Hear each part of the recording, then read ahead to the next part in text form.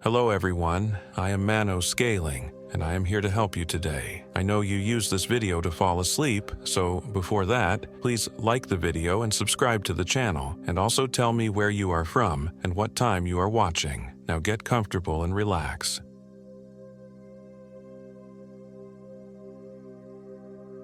My name is James Anderson, and I am 32 years old.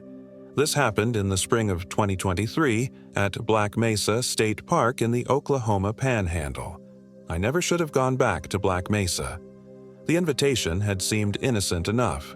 An email from my old college roommate, Derek, suggesting a guys' weekend hiking trip.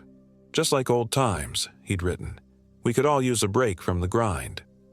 He'd copied Mark and Tyler into the thread, our other roommates from those 4 years at Oklahoma State. I hadn't seen any of them in person since Mark's wedding 5 years ago. Derek had proposed Black Mesa, Oklahoma's highest point, nestled in the remote northwestern panhandle. None of us have ever been, he'd written. Supposed to be incredible stargazing. I've always wanted to camp under the Milky Way. I hadn't responded right away. Black Mesa was only 90 miles from Crested Hollow, the tiny town where I'd spent every summer until I was 16, staying with my grandmother. The summer I turned 16 was the last time I ever visited Crested Hollow. The summer I made a promise to myself that I would never go back to that corner of Oklahoma. But that had been 16 years ago. I'd been a different person then. A boy, really. And Black Mesa wasn't Crested Hollow. Close, yes, but not the same place. Besides, I missed my friends. My therapist had been encouraging me to connect more, to stop isolating myself since the divorce. Sounds great, I'd finally replied. I'm in. We'd set the date for late April. We would meet at the state park and spend 3 days hiking the mesa and surrounding trails. 3 days of male bonding and catching up beneath endless skies. No cell service, no work emails, no distractions, just reconnecting with old friends. I wasn't prepared for how the landscape would affect me as I drove in. The Panhandle is different from the rest of Oklahoma. Starker, more desolate. Low, flat plains suddenly interrupted by mesas and bluffs. As I passed through Boise City, the last real town before the park, a familiar uneasiness settled into my stomach. The quality of light here had always unsettled me. Too harsh, too revealing, casting shadows that seemed wrong somehow. I arrived first at the designated campsite, a primitive area well away from the more popular spots closer to the park entrance. Derek had chosen it specifically for the isolation and the unobstructed view of the night sky. The sun was just beginning its descent as I pulled in, bathing the black volcanic rock of the mesa in blood-red light. I took my time setting up my tent, trying to ignore the prickling sensation between my shoulder blades, the feeling of being watched.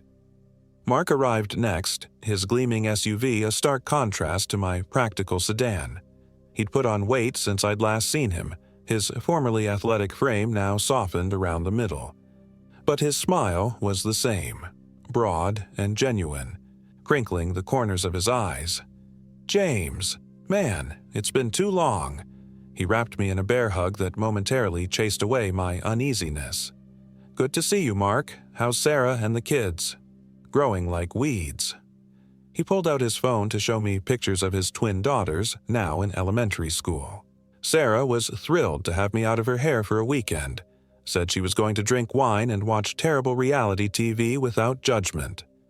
We laughed, and for a moment, it felt just like college again. Easy, uncomplicated. Tyler and Derek arrived together an hour later, having carpooled from Tulsa. Tyler was still rail-thin, his dark hair now shot through with premature gray. Derek had the same stocky build and booming laugh, but new lines around his eyes suggested the years hadn't been entirely kind. We spent that first evening catching up around the campfire, drinking beers and trading stories about our lives. Mark was doing well at his insurance firm. Tyler had recently been promoted to head chef at an upscale Tulsa restaurant. Derek had gone through a rough divorce 2 years ago, but was now dating someone new. I shared the sanitized version of my own divorce. creative differences growing apart, still on good terms. I didn't mention the night terrors, the drinking, the way Jenny had finally looked at me and said, "I can't keep trying to save someone who won't tell me what he needs saving from." The conversation flowed easily, aided by beer and the comfort of old friendship. As darkness fell completely, Derek pointed upward. "Look at that, boys. That's what I came for." We all fell silent, necks craned back to take in the spectacular canopy of stars above us. The Milky Way stretched across the sky like a glittering road, more stars than I'd ever seen clustered together. It was beautiful, breathtaking, and somehow terrifying in its vastness. "Makes you feel small, doesn't it?" Tyler murmured. "That's the point," Derek said, his voice uncharacteristically soft. "Good to remember. We're just specks." I tore my gaze away from the sky, suddenly uncomfortable. "I'm going to turn in. Early start tomorrow, right?" The others nodded, though they seemed reluctant to stop stargazing. I retreated to my tent, zipping it securely behind me. Inside my sleeping bag, I tried to focus on the murmur of my friends' voices rather than the whisper of wind across the mesa, or the weight of the endless sky pressing down. Eventually, I drifted into uneasy sleep. I dreamed of my grandmother's house in Crested Hollow. In the dream, I was 16 again, standing in the yard at twilight. The old cottonwood tree swayed in the breeze, its leaves whispering secrets. At the edge of the property, where my grandmother's land met the beginning of the mesa, a figure stood watching me, too tall, too thin to be human, its limbs bent at impossible angles. As I stared, it began to move toward me with a jerking, unnatural gait. I woke, gasping, heart hammering against my ribs. The inside of my tent was pitch black. I fumbled for my phone to check the time. 3:17 a.m. The campsite was silent apart from the rhythm of the wind. No murmur of conversation, no crackle of fire. My friends must have gone to bed. I lay back down, trying to steady my breathing. Just a nightmare. Just the landscape triggering old memories. I was a grown man now, not a frightened teenager. There was nothing in these hills that could hurt me anymore. I must have fallen back asleep, because the next thing I knew, morning light was filtering through the thin fabric of my tent and I could hear movement outside. I emerged to find Derek already up, boiling water on the camp stove for coffee. "Morning, sunshine," he grinned. "Sleep okay?" "Yeah, fine," I lied, accepting the mug of instant coffee he offered. "What's the plan for today?" "Thought we'd hike to the Mesa's summit," Derek said, gesturing toward the looming flat-topped formation. "It's about a 4-mile trail, one way. We can have lunch at the top, check out the view, maybe spot the tri-state marker where Oklahoma, Colorado, and New Mexico meet." Mark and Tyler emerged from their tents, and after a quick breakfast of energy bars, we set off. The trail began easily enough, winding through prairie grasses and scrubby juniper trees. But as we started to ascend, the path grew steeper, the black volcanic rock that formed the mesa's bones more prominent. "So this was all formed by an ancient lava flow, right?" Mark asked, pausing to catch his breath. "Yep," Derek confirmed. He'd always been our most outdoorsy friend, full of random knowledge about geology and wildlife. "About 30 million years ago. That's why the rock is so dark. This stretch of mesa is the longest in the state. It runs for about 8 miles. I hung back slightly as the others continued discussing the geology of the place. The morning was bright and clear, but I couldn't shake the lingering unease from my dream. As we climbed higher, I found myself constantly scanning our surroundings, studying each unusual rock formation or twisted juniper with unwarranted suspicion. We reached the summit shortly before noon. The mesa's top was surprisingly flat, covered in prairie grasses and wildflowers with scattered rock formations providing some texture to the landscape. The view was undeniably impressive. Miles of rolling prairie stretching in all directions, the land falling away beneath us. "Worth the climb, huh?" Derek said, clapping me on the shoulder. He was barely winded, while I was trying not to show how hard I was breathing. "Definitely," I agreed, attempting to focus on the beauty rather than the disquiet still simmering in my gut. We found a flat area sheltered by rocks to sit and eat our packed lunches. The conversation turned to old college stories, reminiscing about parties and professors, shared apartments, and inside jokes. For a while, I managed to lose myself in nostalgia. The weight of the past temporarily lifted. It was Tyler who first noticed something was off. "Guys," he interrupted Mark's story about a particularly disastrous date. "Does anyone else feel like it's getting colder?" I had been so absorbed in conversation that I hadn't noticed, but he was right. The temperature had dropped significantly in the last few minutes, despite the cloudless sky and bright sun overhead. "Probably just a weather front moving through," Derek said, though he frowned as he said it. "Spring weather in Oklahoma, am I right? If you don't like it, wait 5 minutes." We laughed, but it sounded forced. I checked my phone out of habit, though I knew there would be no service up here. Sure enough, no signal. But what caught my attention was the time display, 12:17 p.m. We'd arrived at the summit around 11:30, and it felt like we'd been talking for at least an hour. Yet only 47 minutes had passed. I was about to mention this when Mark suddenly pointed toward the prairie stretching below us to the north. "Is that smoke?" We all turned to look. In the distance, a thin column of dark smoke rose into the clear blue sky. "Forest fire?" Tyler suggested. Derek shook his head. "Not enough trees around here to sustain a real forest fire. Probably just someone burning trash or something." "Out here?" I questioned. The landscape below us looked completely uninhabited. "There are a few isolated properties," Derek said. "Ranches mostly, people who value their privacy." The words sent an inexplicable chill through me. People who value their privacy. That's what my grandmother had always said about the Weaver family, who owned land adjacent to hers in Crested Hollow. "They value their privacy," she'd say whenever I asked why the Weavers never came to town, why their property was surrounded by no trespassing signs and barbed wire. "We should head back down," I said abruptly, standing and brushing crumbs from my pants. "It'll take us a couple hours to get back to camp, and I don't want to be hiking in the dark." "It's barely afternoon," Mark protested. "We've got plenty of daylight left." "James is right," Derek said, studying the sky with a slight frown. "Weather feels like it might be changing. Better safe than sorry." We packed up our things and began the descent. The trail seemed different somehow on the way down. Narrower, the vegetation more dense along the edges. Several times I was certain we'd taken a wrong turn, but Derek insisted we were on the right path.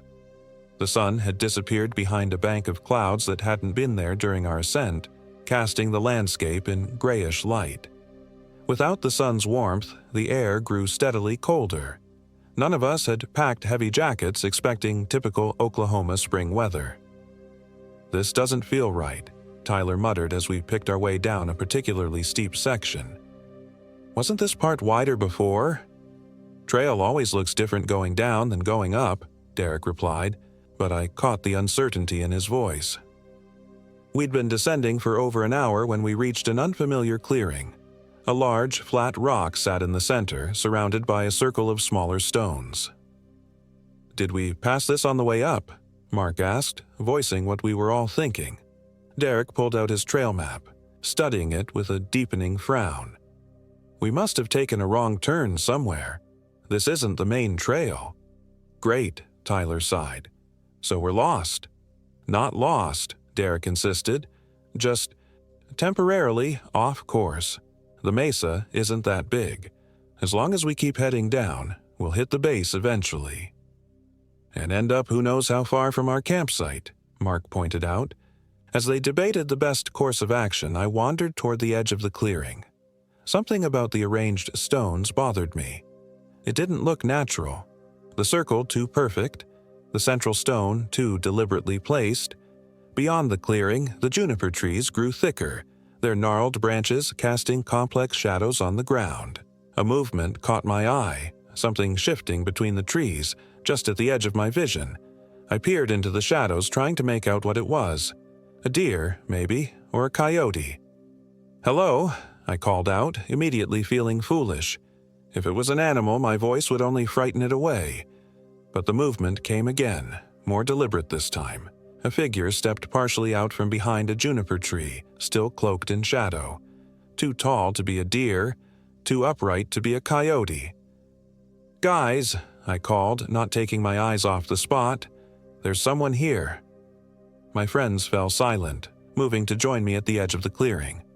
"Where?" Derek asked. I pointed toward the junipers.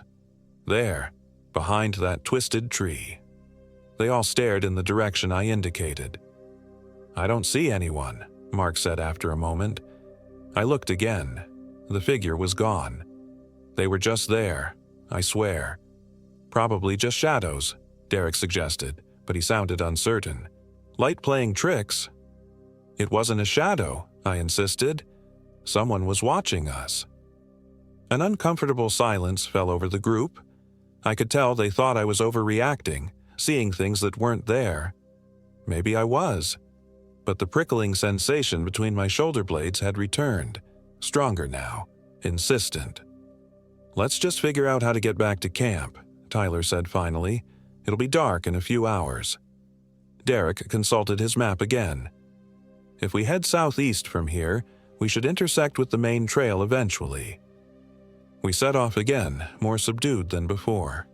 The easy camaraderie of the morning had evaporated, replaced by tension. I tried to convince myself that what I'd seen had indeed been a shadow or maybe another hiker, though we hadn't encountered anyone else on the trail all day. The landscape grew increasingly unfamiliar as we descended.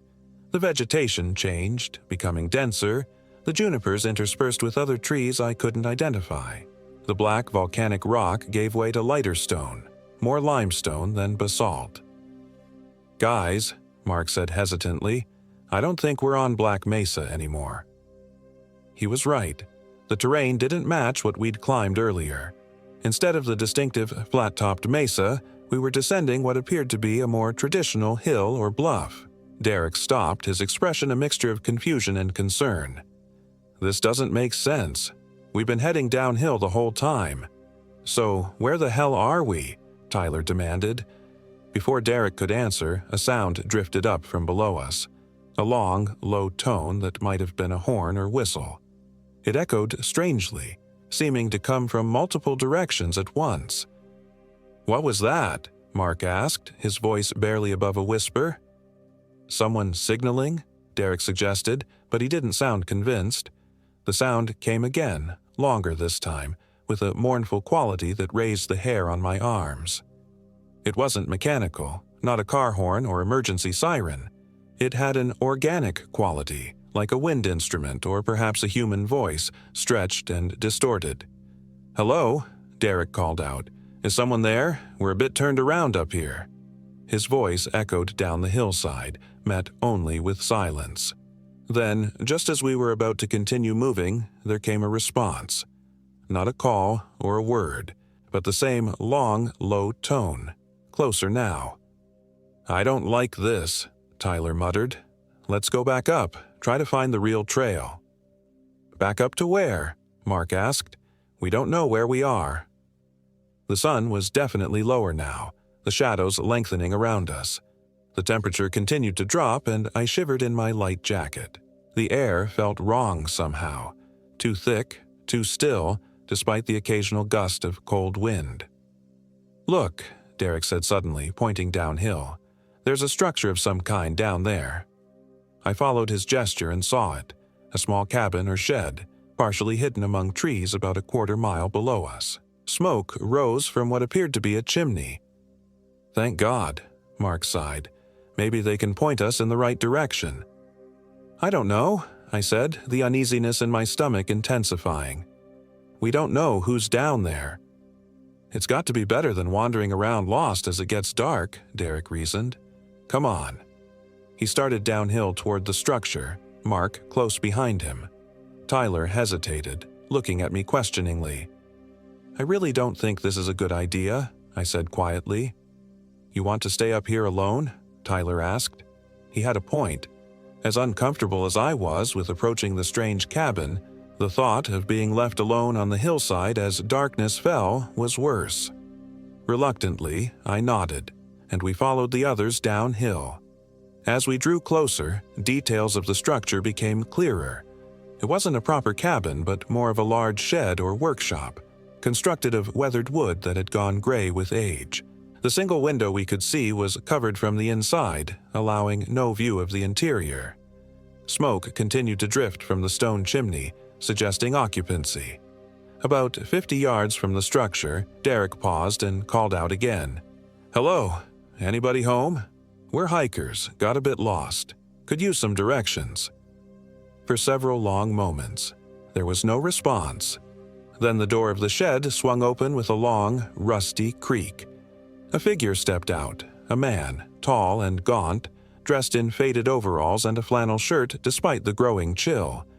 Even from this distance, I could see that his face was deeply lined, his skin weathered like old leather. His white hair hung limp around his shoulders. "You folks lost?" he called, his voice surprisingly strong given his apparently advanced age. Derek raised a hand in greeting as we approached. "Yeah, we were hiking on Black Mesa, took a wrong turn somewhere, trying to get back to the state park campground." The old man's face remained impassive as we drew nearer. Up close, he was even more weathered than I'd first thought, his skin crisscrossed with deep lines like dried mud. His eyes were a pale, watery blue that seemed to look through us rather than at us. "Black Mesa's about 5 miles that way," he said, gesturing vaguely to our right. "You're on private property now. Weaver land." The name hit me like a physical blow. Weaver, the same family name as my grandmother's neighbors in Crested Hollow, the family that valued their privacy. It had to be a coincidence. Weaver wasn't an uncommon name, but the coincidence sent ice through my veins nonetheless. "Sorry about that," Derek was saying. "We didn't realize. If you could just point us in the right direction, we'll get out of your hair." The old man studied us for a long moment. "Getting dark soon. Not safe to be wandering these hills at night." He gestured toward his shed. "Best come inside, wait till morning, I can point you right then." Red flags went up in my mind immediately. Everything about this situation felt wrong. The convenient appearance of the shed exactly when we needed help, the old man's too calm demeanor, the familiar name, and something else, something I couldn't quite put my finger on. "That's really kind of you," Derek said, "but if you could just give us directions, we can—" "No service out here," the old man interrupted as if reading Derek's mind about calling for help. "And no roads nearby neither. 5 miles cross-country in the dark? You'd break your necks." He smiled, revealing teeth that seemed too perfect, too white for his weathered face. "Just being neighborly. Got food, got coffee. You can head out at first light." My friends exchanged glances, clearly weighing our limited options. Darkness was indeed falling quickly now, the temperature dropping with it. None of us had packed for an overnight hike. No flashlights, no extra water, no cold weather gear. "Guys," I said quietly, "can I talk to you for a second?" I pulled them a few steps away from the old man who watched us with those unsettling pale eyes. "We can't stay here," I hissed once we were out of immediate earshot. "Why not?" Mark asked. "He seems harmless enough, just an old guy." "Something's not right," I insisted. "How did we end up 5 miles from Black Mesa? We were on it just a couple hours ago." "Must have taken a really wrong turn," Derek said, but he frowned as he said it, clearly aware of how implausible that sounded. "And his name," I continued. "Weaver. That's the same name as—" I trailed off, realizing I'd never told them about my summer experiences in Crested Hollow, about the neighbors my grandmother had warned me about. "Same name as what?" Tyler pressed. "Nothing," I backpedaled. "Just, doesn't this all seem too convenient? Too strange?" "Of course it's strange," Mark said. "We're lost in the middle of nowhere. But what's the alternative? Wander around in the dark and hope we don't fall off a cliff?" I didn't have a good answer for that. As much as every instinct screamed at me to get away from this place, from this man, I couldn't deny the practical reality of our situation. "Fine," I conceded reluctantly. "But we stick together, all four of us, and we leave at first light no matter what." They all nodded agreement, and we turned back to the old man who hadn't moved from his spot by the door. "We appreciate your hospitality," Derek told him. "Just for the night, then we'll be on our way." The old man nodded, that too perfect smile returning to his leathery face. "Call me Elias," he said, stepping aside to allow us entry to the shed. Elias Weaver. The interior of the shed was larger than it had appeared from outside. A single room with a small wood stove in one corner, a rough wooden table with chairs in the center, and shelves lining the walls. The shelves held an assortment of jars, tools, and what appeared to be animal bones and dried plants. The air inside was thick with wood smoke and another scent I couldn't immediately identify, something organic and slightly sweet, like overripe fruit. A kerosene lamp hung from the ceiling, casting warm yellow light around the space. There was no sign of electricity or running water. How did someone live out here so cut off from modern amenities? "Make yourselves comfortable," Elias said, gesturing to the chairs. "Got some stew staying warm on the stove."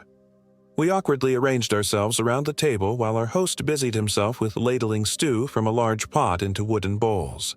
The stew smelled surprisingly good, rich and savory, making me suddenly aware of how hungry I was after our long, disorienting hike. "You live out here alone, Mr. Weaver?" Derek asked, attempting conversation. "Just Elias," the old man corrected, setting bowls in front of each of us. "And mostly, yeah, get visitors sometimes." Something in the way he said "visitors" made my skin crawl. "Family visit?" Mark asked. Elias's pale eyes flickered toward him. "Family's mostly gone now. Just my nephew comes by. Brings supplies." He set a plate of cornbread in the center of the table. "Eat up. You boys need your strength." The stew was as good as it smelled, chunks of tender meat in a rich broth with root vegetables. Despite my unease, hunger won out, and I found myself eating greedily alongside my friends. Only after I'd nearly finished the bowl did I think to wonder what kind of meat it contained. "This is delicious," Tyler commented. "Venison?" Elias's smile didn't reach his eyes. "Something like that." The non-answer heightened my unease, but I'd already eaten most of the stew. I set my spoon down, suddenly not hungry anymore. As we ate, Elias asked questions about our hike, about how we'd gotten lost. Derek explained about taking a wrong turn on the descent from the mesa's summit. Throughout the conversation, I remained mostly silent, watching our host carefully. There was something off about his movements. They seemed too fluid for a man of his apparent age, too precise, and there was something else bothering me. Something I'd noticed when we first approached the shed but couldn't put my finger on until now. Despite the smoke rising steadily from the chimney, there had been no woodpile outside. Where was he getting fuel for the stove? As the meal concluded, exhaustion began to settle over me, a bone-deep weariness that seemed excessive even after our long day of hiking. My eyelids felt heavy, my thoughts becoming sluggish. A glance at my friends showed they were experiencing the same thing. Mark was blinking slowly, struggling to keep his eyes open, while Tyler's head kept nodding forward only for him to jerk upright again. "You boys look tired," Elias observed, his voice seeming to come from very far away. "Why don't you rest a while? Got pallets over against the wall there." I wanted to protest, to insist we stay awake and alert. But my tongue felt thick in my mouth, my limbs leaden. What was happening? Had he drugged the food? Through increasingly blurry vision, I watched as Elias began clearing the bowls from the table. His movements seemed to leave trails in the air like multiple exposures in a photograph. The kerosene lamp flickered, shadows dancing across the walls. "Rest," Elias said again, his voice distorting strangely. "Big day tomorrow." I tried to stand but found I couldn't. Beside me, Derek slumped forward, his forehead hitting the table with a dull thud. Tyler was already sliding from his chair to the floor. Mark's eyes were closed, his breathing deep and even. As darkness encroached on the edges of my vision, I saw Elias standing over us, those pale blue eyes now seeming to glow in the lamplight. His form seemed to shift and elongate, his shadow on the wall behind him stretching to impossible proportions, limbs bent at unnatural angles, just like the figure from my dream. The last thing I heard before consciousness fled completely was a low, mournful tone. The same sound we'd heard on the hillside, but now coming from Elias himself, from a throat that no longer seemed entirely human. I awoke to darkness and the sensation of movement. My head throbbed, my mouth dry as cotton. I was lying on something hard and uncomfortable, the bed of a truck or trailer, judging by the vibrations beneath me. A rough fabric covered me, smelling of dust and mildew. I tried to move, only to discover that my wrists and ankles were bound with what felt like rope. Panic surged through me, clearing some of the fog from my brain. Where was I? Where were my friends? I strained my ears, trying to make out any sounds beyond the rumble of what I now confirmed was some sort of vehicle. The space I was in was enclosed. No starlight or moonlight penetrated. A truck bed with a cover, perhaps. Or the back of a van.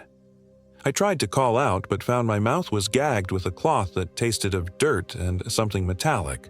Blood. My own or someone else's. The thought sent fresh waves of terror through me. The vehicle hit a bump, and I was thrown against what felt like another body. Someone else was in here with me. One of my friends? I wriggled closer, trying to make contact again. My shoulder bumped against something soft but unyielding. I managed to roll slightly, bringing my bound hands into contact with what felt like fabric covering flesh. A leg or arm. "Derek," I tried to say through the gag, but it came out as a muffled groan. "Mark? Tyler?" No response. Whoever was beside me wasn't moving. Were they unconscious? Dead? I pushed the thought away, unwilling to consider that possibility.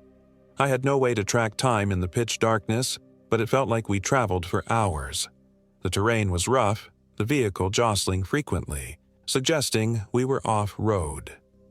Eventually, the movement stopped. I heard a door slam, then footsteps crunching on what sounded like gravel or dry earth. Light suddenly flooded my prison as some sort of door or hatch was opened. I squeezed my eyes shut against the painful brightness, then cautiously opened them to slits. It was still night outside, but compared to the absolute darkness I'd been in, the moonlight seemed blinding. A silhouette blocked part of the light, a tall, thin figure that I instantly recognized as Elias, though I couldn't make out his features. Behind him loomed a structure, not the shed where we'd eaten, but a larger building with a peaked roof. A house? "Time to come inside," Elias said, his voice different now, rougher with an accent I couldn't place. "The others are waiting." Others? My friends? Or something else entirely? Rough hands gripped my ankles, dragging me toward the opening.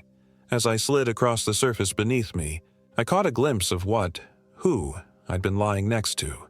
Tyler, his face ashen, a dark stain covering the front of his shirt. His eyes were open but unseeing, his mouth slack. A scream built in my throat, muffled to nothing by the gag. Tyler was dead. My friend was dead. And I was next. Elias hauled me from the vehicle, an old pickup truck with a camper shell, I now saw, and stood me upright. My legs, numb from being bound, immediately buckled. He caught me with surprising strength, holding me up with one hand while he cut the rope around my ankles with the other. The knife he used gleamed in the moonlight, its blade curved and wicked-looking. "Can you walk?" he asked coldly. When I didn't immediately respond, he yanked the gag from my mouth. I gasped, drawing in night air that tasted of dust and sage. "You killed Tyler," I managed, my voice a rasp. Elias's weathered face revealed nothing. "Your friend fought. Others didn't." "Others? Derek and Mark? Where are they?" "Inside," Elias said. gesturing toward the house with his knife. With the family. The family. The Weavers. My grandmother's warnings echoed in my memory. Stay away from the Weaver property, James. Those people aren't like us. Elias prodded me forward with the point of his knife, just enough pressure to break the skin at the small of my back. I stumbled toward the house, my legs gradually regaining feeling in painful pins and needles. My wrists remained bound, the rope cutting into my flesh as I instinctively strained against it. The house was an old two-story farmhouse, its wood siding bleached gray by years of sun and wind. Most of the windows were dark, but light glowed behind the curtains of what appeared to be the front room. As we approached the porch steps, I noticed objects hanging from the eaves, small bundles of twigs and bones, animal skulls with symbols carved into them, glass jars containing things I couldn't identify, charms or wards of some kind. The front door opened before we reached it. A woman stood in the doorway, tall and thin like Elias, with the same leather-like skin and pale eyes. Her white hair was pulled back in a severe bun, her dress a shapeless garment that might have been black or very dark blue in the poor light. "Took you long enough," she said to Elias, her voice reedy and thin. "The others are getting impatient." "Had to wait for the moon to rise," Elias replied. "You know the ways." The woman's gaze shifted to me, and I felt a chill that had nothing to do with the night air. Her eyes were wrong somehow, the pupils too large, consuming almost all of the iris. "This one's awake," she observed. "Good. Better when they're conscious for the beginning." "The beginning of what?" I demanded, trying to keep the terror from my voice. "What have you done with my friends?" Neither answered. Elias shoved me forward through the doorway and into the house. The interior smelled of wood smoke, herbs, and that same overripe sweetness I'd noticed in the shed. The front room was sparsely furnished, a few wooden chairs, a table, a stone fireplace where a small fire burned.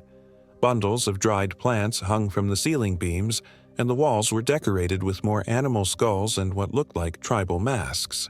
But what drew my attention immediately were the two figures seated in chairs in the center of the room. Derek and Mark, both conscious but bound like me, their faces masks of terror. Derek had a cut above his eye, the blood dried in a dark streak down his cheek. Mark was shaking visibly, his eyes darting around the room like a trapped animal. "James," Derek croaked when he saw me. "Thank God," I thought. "Quiet," snapped the woman, striking Derek across the face with stunning force. His head snapped to the side, fresh blood springing from his split lip. "Where's Tyler?" Mark asked, his voice barely above a whisper. I couldn't bring myself to say the words, but something in my expression must have told them everything they needed to know. Mark let out a choked sob while Derek closed his eyes, his face a mask of anguish. "Your friend chose poorly," Elias said matter-of-factly, pushing me into an empty chair next to my friend's. He secured my legs to the chair with more rope, his movements practiced and efficient. "The others are coming. Best behavior now." "Others?" I asked, trying to keep him talking while I surreptitiously tested my bonds. The rope around my wrists was tied tightly, but not perfectly. I could feel a slight give, a potential weakness. "How many more of you are there?" Elias's pale eyes flickered to me. "Enough. Family's smaller than it once was, but strong enough for what needs doing." "And what's that?" Derek asked, seemingly recovered from the blow. "What do you want from us?" The woman answered, her thin lips stretching into what might have been a smile on a normal human face. "Want? We don't want anything from you. You're a gift. An offering." "An offering to what?"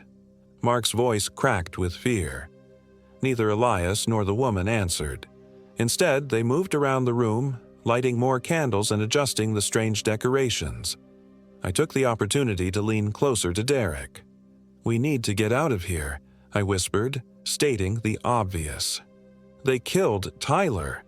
"Jesus," Derek hissed. "What the hell is going on? Who are these people?" "I think I know," I said, the pieces finally falling into place. "When I was a kid, I spent summers with my grandmother in Crested Hollow, not far from here. There were neighbors she warned me about, the Weavers. The same family? Mark asked, keeping his voice low. Has to be. Too much coincidence otherwise. I worked my wrists against the rope as I spoke, feeling it loosen slightly. She never said exactly what they did, but there were rumors, disappearances, livestock found mutilated, strange sounds at night. So what? There's some kind of cult? Derek's eyes darted to our captors, who were now conferring quietly by the fireplace. Something like that, I confirmed. My grandmother called them the Old Believers. Said they followed ways that should have been forgotten. Fantastic, Mark muttered bitterly. We're being held by psycho-cultists in the middle of nowhere. Before I could respond, the front door opened.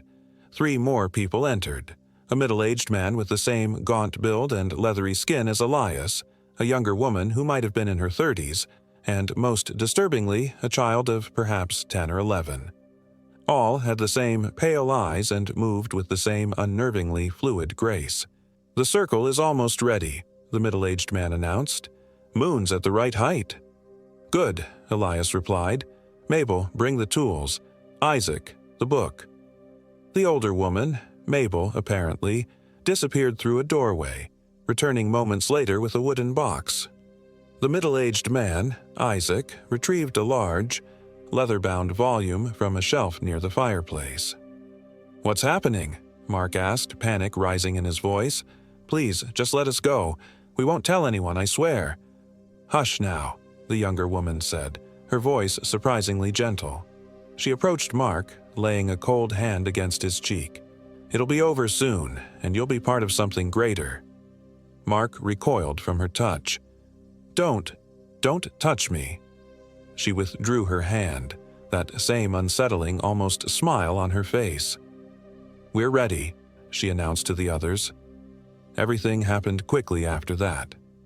Elias and Isaac untied our legs from the chairs but left our wrists bound. With knives held to our backs, we were forced outside, into the yard behind the house. The full moon hung low in the sky, bathing the landscape in silver light. In the center of the yard was a large circle of stones, similar to but larger than the one we'd seen on the hillside. Inside the circle, symbols had been drawn on the bare earth in what looked horribly like dried blood. The air felt heavy, charged with something I couldn't name, a pressure in my ears and behind my eyes. In the circle, Elias commanded, shoving me forward. Derek and Mark were similarly pushed into the stone ring. The Weavers, 6 of them in total, arranged themselves around the outside of the circle. Isaac opened the leather book, its pages yellow with age, the text written in a script I didn't recognize. Mabel removed objects from the wooden box, a curved knife with an ivory handle, a small clay bowl, what appeared to be a human jawbone. Please, Derek tried one last time, his voice steady despite the situation. You don't have to do this. Whatever you believe, whatever you're trying to accomplish, there are other ways. No, Elias said simply, there aren't. Isaac began to read from the book, the language guttural and harsh, nothing I'd ever heard before. The other Weavers joined in at certain points, creating a rhythmic chant that seemed to vibrate in my bones. As they chanted, the pressure in the air increased, making it difficult to breathe. I worked frantically at the ropes binding my wrists, feeling them give a little more with each twist. Mark had fallen to his knees, either praying or simply overcome with terror. Derek stood rigid, his eyes darting around the circle, clearly looking for any avenue of escape. The chanting grew louder, faster. Mabel stepped into the circle, the ivory-handled knife gleaming in the moonlight. She approached Mark first, who was still on his knees. The first blood for the old one, she intoned, raising the knife. In that moment, several things happened at once.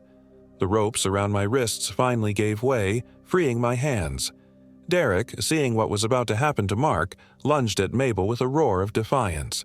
And from the darkness beyond the circle came a new sound, a low, ululating howl that was neither human nor animal. The Weavers froze, their chanting cutting off abruptly. All heads turned toward the source of the howl. "It's too soon," Isaac said, something like fear in his voice for the first time. "The gate isn't open yet." "It's coming anyway," Elias replied grimly. "The blood has drawn it." Taking advantage of their distraction, I scrambled to Mark, helping him to his feet.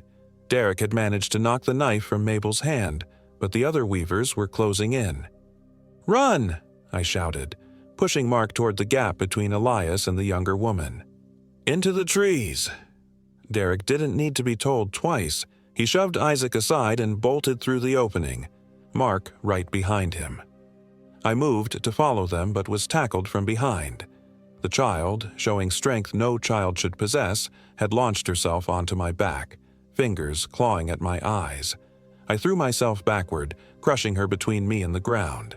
There was a sickening crack and her grip loosened. I scrambled up and ran, not looking back to see if I'd injured or killed her. Derek and Mark had disappeared into the darkness beyond the yard. I sprinted after them, the shouts of the weavers following me.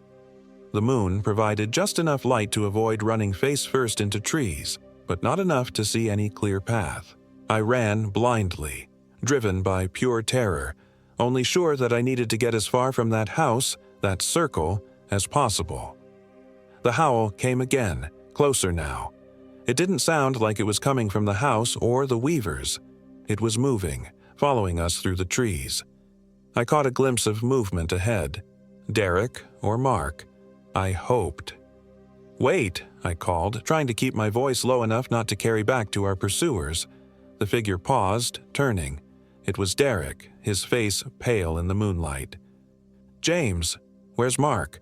I thought he was with you," I gasped, catching up to him. A cry from somewhere to our left answered the question. We changed direction, crashing through underbrush toward the sound. We found Mark sprawled on the ground, clutching his ankle. "Tripped in a rabbit hole or something," he panted. "I think it's broken."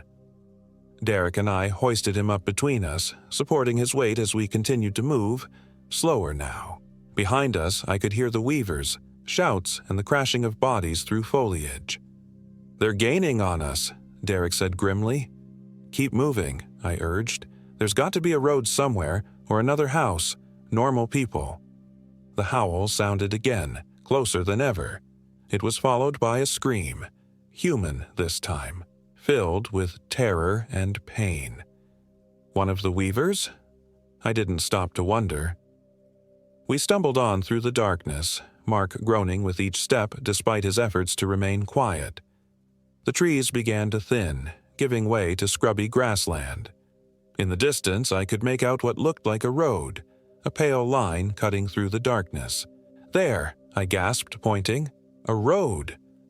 Hope surged through me. A road meant cars, meant possible escape. We increased our pace, half dragging Mark between us.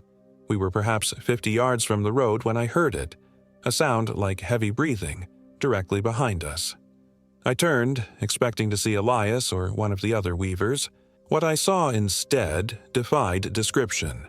A figure stood there, taller than any human should be, its limbs too long, joints bent at impossible angles. In the moonlight, its skin seemed to shift and writhe, as if something moved beneath the surface. Its face, if it could be called a face, was a blank oval with no features except for a wide slash of a mouth, crowded with too many teeth. Mark saw it too and screamed. The sound seemed to galvanize the thing. It moved toward us with that same jerky, unnatural gait I'd glimpsed in the trees earlier. "Run!" I shouted, abandoning any attempt at stealth. Derek and I dragged Mark toward the road, moving faster than I would have thought possible, fueled by pure terror. Behind us, another scream rose. One of the weavers had caught up and encountered the thing. The scream cut off abruptly. We reached the road, a simple 2-lane highway with no traffic in sight. But there, just visible around a bend, was a light, a single headlight moving toward us. "Here!" Derek shouted, waving his free arm frantically. "Help!" The approaching vehicle was a pickup truck, old and rusted.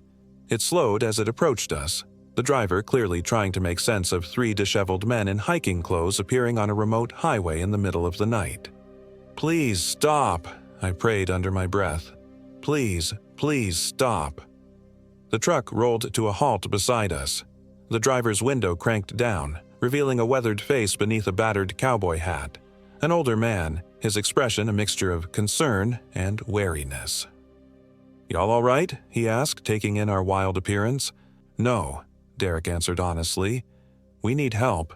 Our friend is hurt, and we're being chased." The man's eyes narrowed.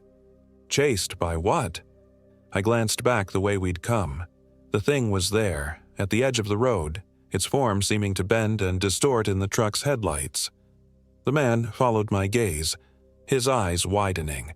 "Jesus Christ," he whispered, then more urgently, "Get in, now." Derek and I helped Mark into the truck's bed, then clambered in after him. The man threw the truck into gear before we'd even fully settled, accelerating away with a spray of gravel. Through the back window of the cab, I heard him say something that sounded like, "Goddamn Weavers, thought they were gone." I turned to look back the way we'd come. The creature still stood at the roadside, watching us depart. Behind it, emerging from the darkness, came the Weavers, or what remained of them. Elias was in front, his face twisted with rage, but they didn't follow. They couldn't, or wouldn't, leave their territory. The truck carried us away toward lights in the distance that the driver identified as Boise City. He didn't ask many questions, just the basics. Who we were, what had happened to our friend. We gave him a simplified version that left out the supernatural elements. Hikers, gotten lost, encountered hostile locals. It was close enough to the truth. He nodded, accepting the story. "Some folks out here don't take kindly to strangers," was all he said. At the small hospital in Boise City, Mark was treated for a broken ankle and mild dehydration. Derek had cuts and bruises from his struggle with Mabel. I had scratch marks on my face from the child weaver. We told the police that we'd gotten lost hiking, been attacked by people living off the grid who didn't want us on their property. We mentioned Tyler, said he'd been killed in the attack. They found the Weaver property after we gave them rough directions.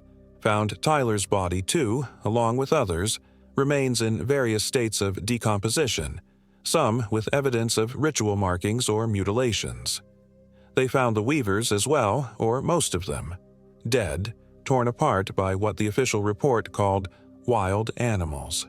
But they never found what killed the Weavers. Never found the thing with too many teeth and limbs that bent wrong, and something tells me they never will. I moved away from Oklahoma after that, as far as I could get. Changed my name, cut ties with my old life. Derek and Mark did the same, though we check in with each other periodically just to make sure we're all still okay, still sane. But sometimes, when the moon is full, I wake to the sound of that low, mournful howl, though I know it's just in my mind. And sometimes in crowds, I catch glimpses of people who move too fluidly, whose skin seems just a little too tight for whatever lies beneath it. People with pale, watery eyes that look through you rather than at you. And I wonder if the Weavers were trying to summon something that night, or if they were trying to send something back.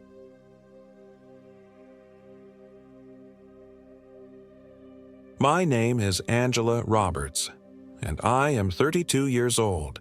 This happened in McGee Creek State Park, Oklahoma, 3 summers ago. I still wake up screaming some nights, my hands clawing at my neck, feeling phantom fingers tightening around my throat. I'd planned this solo hiking trip for months. 5 days in the wilderness to clear my head after my divorce from Eric. 12 years of marriage dissolved in a courtroom that smelled like furniture polish and desperation. The judge barely looked up from his papers as he granted the decree. Eric's affair with my sister had been the final blow to a relationship that had been dying for years. My therapist, Dr. Keller, had suggested the trip. "Angela, you need to reconnect with yourself," she'd said during our last session. "Find your strength away from everything that reminds you of him." She didn't know about my nyctophobia, my crippling fear of darkness that had haunted me since childhood. Some fears you keep to yourself. Yeah, tucked away like shameful secrets. McGee Creek seemed perfect, remote enough to avoid crowds but with established trails and camping areas. The southeast Oklahoma wilderness boasted nearly 25,000 acres of forests, sandstone cliffs, and streams that fed into the reservoir. I'd read that the Natural Scenic Recreation Area had some of the most untouched wilderness in the state. I arrived at the trailhead on a Tuesday morning in early June. The air hung heavy with humidity, the scent of pine and damp earth filling my lungs as I shouldered my pack. The ranger at the station, an older man with leathery skin named Bill Thornton, checked my permit and trail plan. 5 days alone? He asked, his weathered face creasing with concern. That's a long time for a solo hiker, especially in the backcountry. I need the solitude, I replied, forcing a smile. He nodded slowly. Well, stick to your route then. Some parts of McGee Creek have a way of confusing folks. He tapped my trail map, his finger lingering on the northwestern section. I'd avoid this area altogether. Locals call it Whisper Ridge. Probably nothing to it, but hikers report strange things. I thanked him for the advice with no intention of following it. Whisper Ridge was exactly where I planned to camp on my third night. The guidebook described stunning views of the valley, and I needed something beautiful in my life. One more thing, Bill said as I turned to leave. We've had reports of a drifter in the area. Nothing concrete, but keep your wits about you. Name's Raymond Blackwood from what we've heard. Tall fella, early 50s, with a distinctive scar across his left cheek. Probably nothing to worry about, but you never know with loners in these parts. My first 2 days on the trail were uneventful, almost disappointingly so. I hiked through dense forests of oak and hickory, the canopy above filtering sunlight into dappled patterns on the forest floor. My muscles ached pleasantly from exertion, and I slept deeply despite the unfamiliar sounds of the wilderness. By the afternoon of the third day, I reached the base of Whisper Ridge.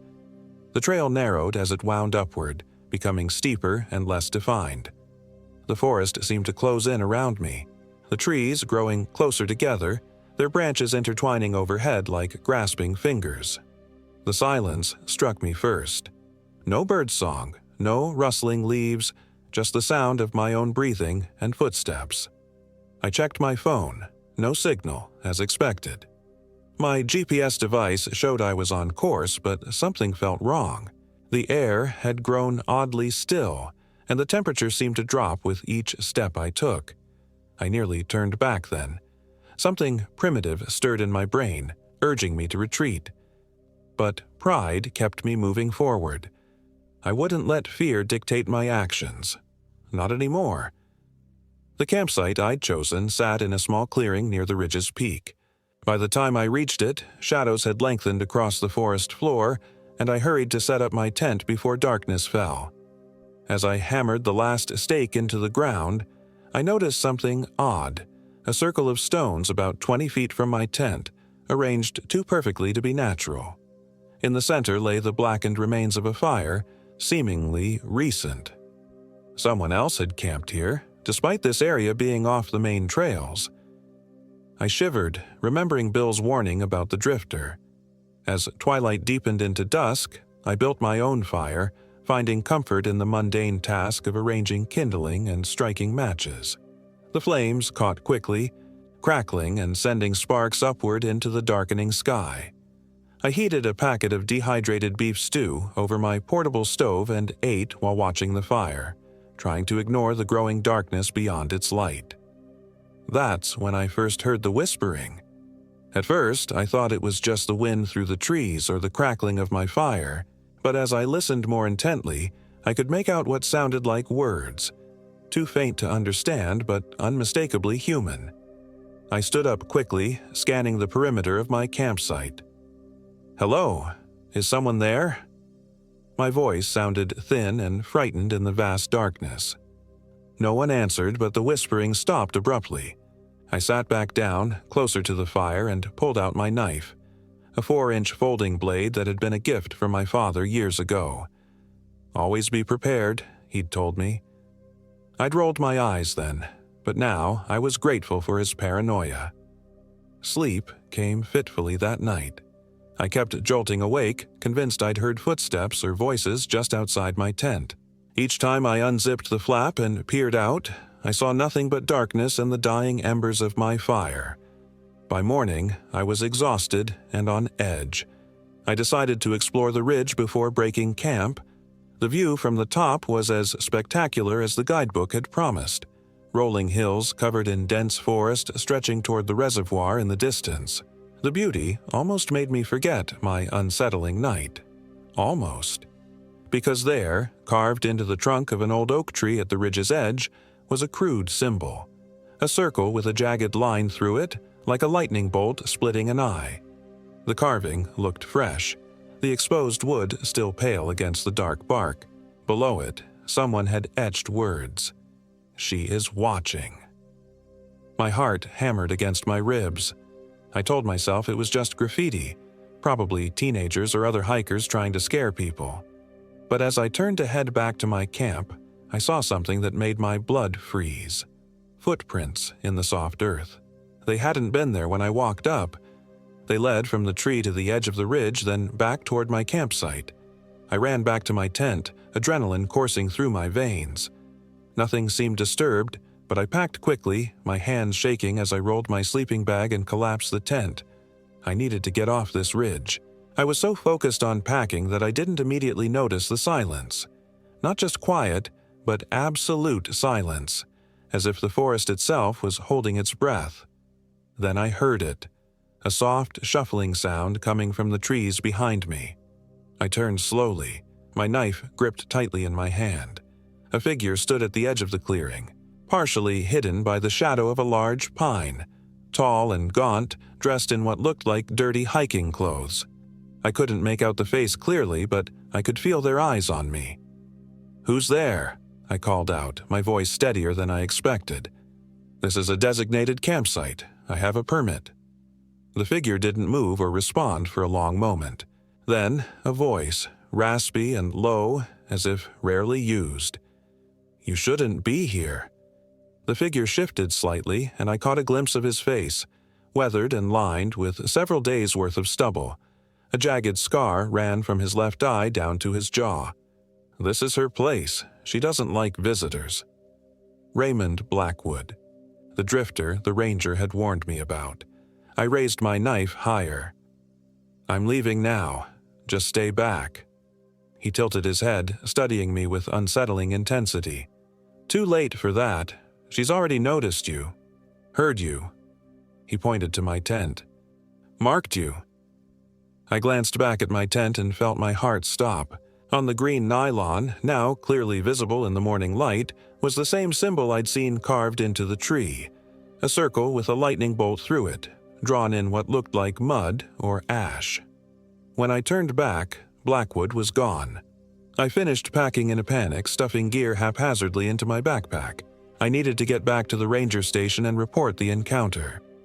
As I shouldered my pack and turned to the trail, something caught my eye. A small object hanging from a low branch of a nearby tree. It was a crude doll, made of twisted twigs bound together with what looked like human hair. Around its neck hung a scrap of fabric that looked disturbingly like the sleeve of the purple hiking shirt I'd worn yesterday. My hands trembled as I took out my map. The quickest way back to the ranger station would take me through an area marked as Blackwood Hollow, the name now taking on a sinister new meaning. But the alternative route would add at least half a day to my journey. I chose speed over caution. The trail descended steeply from the ridge, winding through increasingly dense forest. The trees here seemed older, their trunks wider and more gnarled, branches reaching out like arthritic fingers. The ground was soft with decades of fallen leaves, muffling my footsteps. About an hour into my descent, I realized I couldn't hear water anymore. There should have been a creek running parallel to this trail. I'd crossed it on my way up. I consulted my map, then my GPS. According to both, I was on the right path. But something was wrong. The landscape didn't match what I was seeing. I stopped, trying to orient myself when I heard it again. whispering, closer now, like someone just behind me. I spun around, but the trail was empty. The whispering continued, seeming to come from all directions at once. I strained to make out words. Trespasser. Mark her. Take her eyes. I broke into a run, abandoning the trail and simply heading downhill, hoping to find the creek or another trail. Anything familiar. Branches whipped at my face and roots seemed to rise up to trip me. After what felt like hours but was probably only minutes, I burst through the underbrush and found myself in a small clearing. In the center stood a cabin. It was an old structure. The logs weathered gray with age, the small windows clouded with grime. A thin wisp of smoke rose from the stone chimney.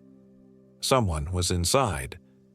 I hesitated, torn between fear of whoever occupied the cabin and my growing certainty that I was hopelessly lost.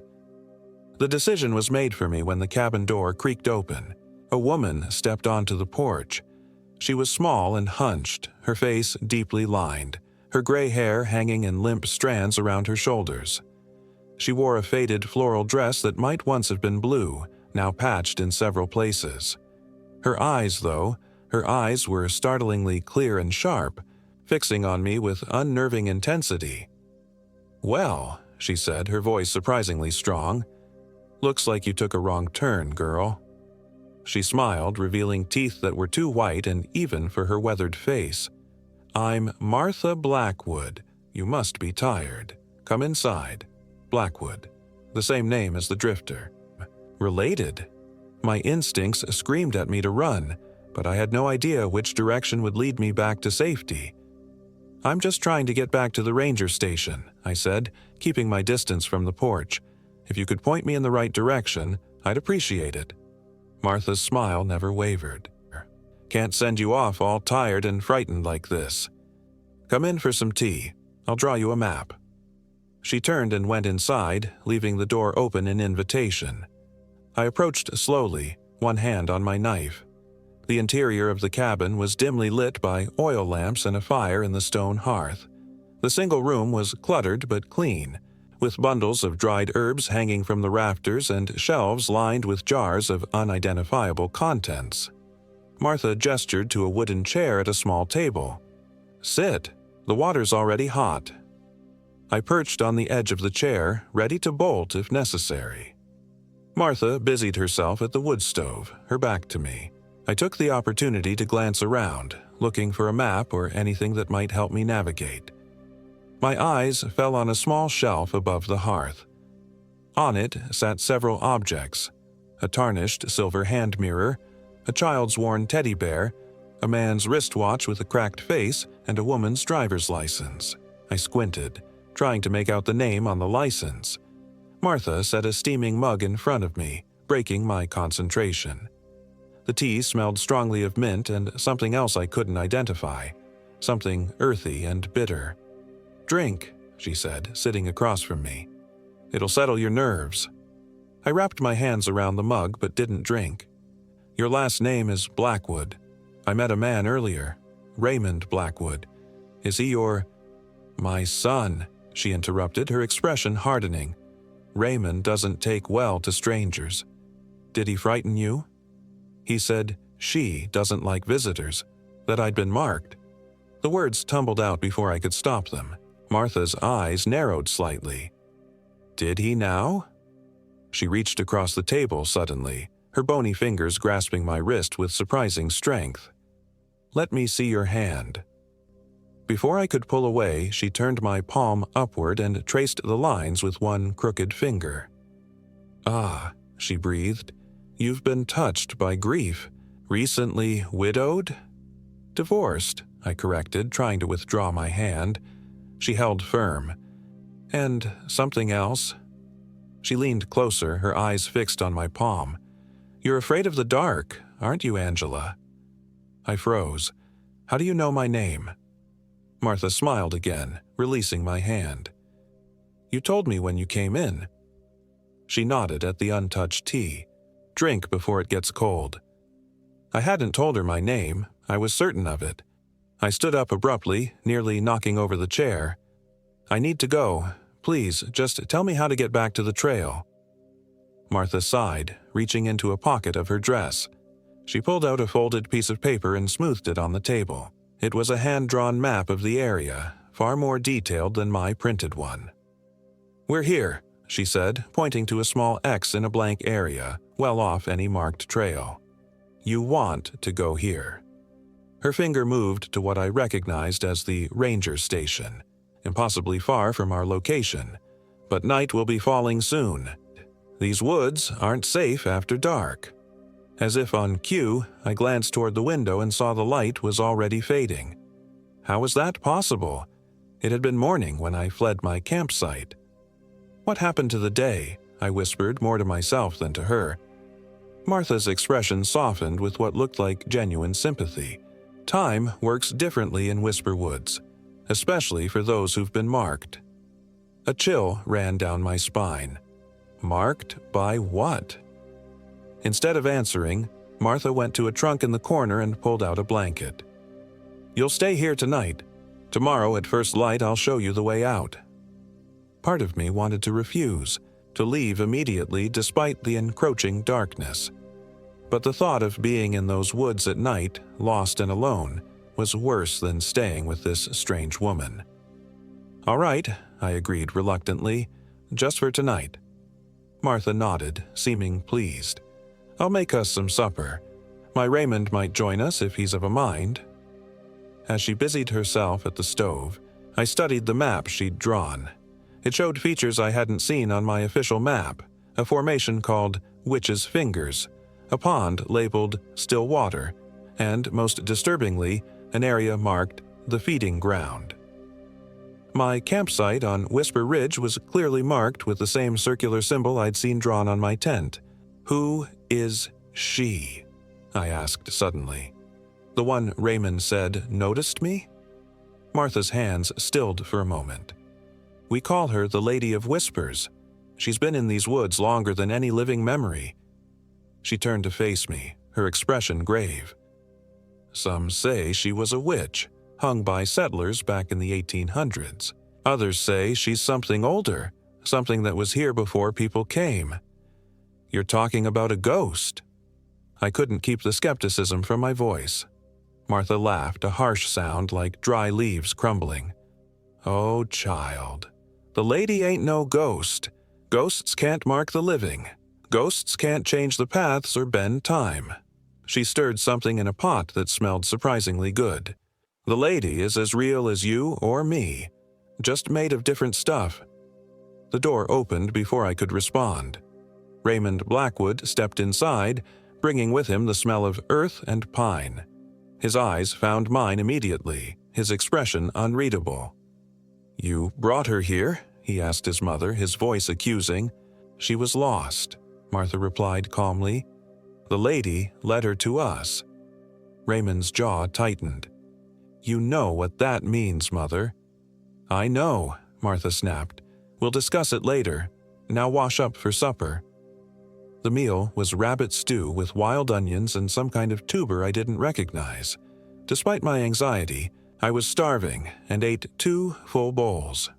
Raymond remained silent throughout the meal, watching me with those unsettling eyes. Martha chatted about mundane things, the weather, the plants she was drying, a fox she'd seen near the cabin. It felt surreal, this domestic scene in the midst of my waking nightmare. After dinner, Martha made up a pallet for me near the fire, while she and Raymond retired to a curtained-off area at the back of the cabin. I lay awake for a long time, listening to their hushed voices, trying to make out words. Eventually, exhaustion overcame fear, and I drifted off to sleep. I dreamed of a woman standing among the trees, her form indistinct except for her eyes, black and depthless as a starless night. She reached out to me with hands that were too long, fingers tapering into points like twigs. "Your fear is sweet," she whispered, her voice the rustling of leaves. "I will wear it like a crown." I woke with a start to find Raymond crouched beside me, his hand clamped over my mouth. My scream died in my throat. "Quiet," he hissed. "Mother's asleep. We need to go. now." I bit his hand hard. He jerked back with a curse. "Get away from me," I whispered fiercely, scrambling to my feet. "Listen to me," he said urgently. "My mother isn't helping you. She's preparing you." "Preparing me for what?" He glanced nervously at the curtained area. "The lady requires a sacrifice every season. Someone marked by grief, touched by fear." His eyes bored into mine. "Someone like you?" A terrible suspicion dawned on me. The objects on the shelf, the watch, the teddy bear, the license. "Tokens," Raymond confirmed, "from the others. Mother keeps them as mementos." I felt sick. "Why are you telling me this? Why help me?" His hand went to the scar on his face. "The lady marked me as a child. Mother offered me to her, but the lady only took part of me. My eye said I wasn't ripe enough yet." His voice dropped lower. "I've been trapped here ever since, helping Mother lure others to take my place." "But not this time," I whispered. He shook his head. "Not this time. I'm tired of the screams." He handed me my backpack. "We need to go while it's still dark. The lady sleeps deepest before dawn." I hesitated, wondering if this was another trap. But what choice did I have? We slipped out of the cabin into the cool night air. Stars speckled the sky between the trees, providing just enough light to see. Raymond led the way, moving with the confidence of someone who knew these woods intimately. "The symbol," I said as we walked. "What does it mean?" "It's her mark. Her eye split by lightning. The only thing that ever hurt her, according to the stories." He held a branch aside for me to pass. "Once you're marked, the woods change around you. Trails disappear. Time slips. You end up exactly where she wants you. At Martha's cabin." He nodded grimly. "Mother's been the lady's servant for decades. In exchange for bringing sacrifices, she gets certain benefits." "Like what?" "Long life, knowledge of things hidden, power over small magics." He pointed to a narrow animal trail I wouldn't have noticed. "This way." We walked in silence for what felt like hours. The forest around us seemed to shift and change, landmarks appearing and disappearing in ways that defied logic. Several times Raymond stopped abruptly, head cocked as if listening, before changing our direction. "She's stirring," he finally said, his voice tight with fear.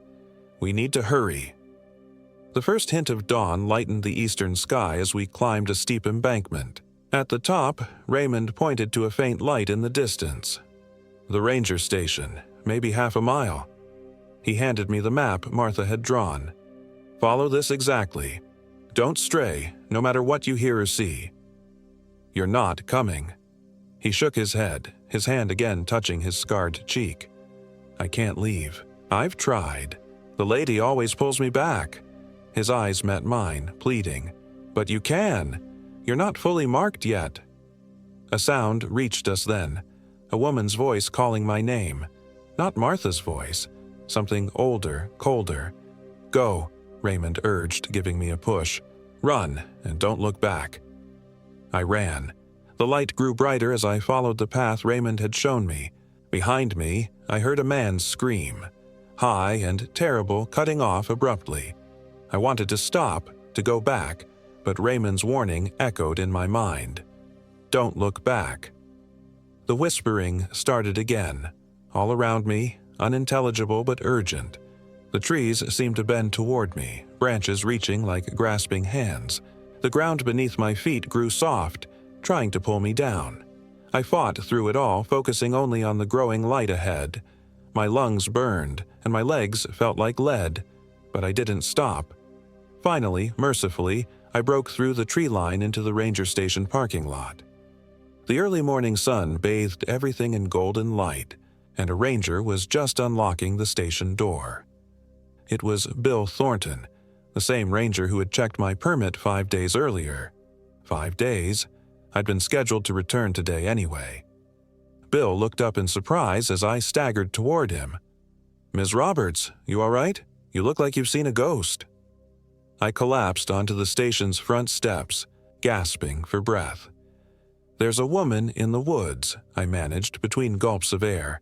"Martha Blackwood, and her son, Raymond.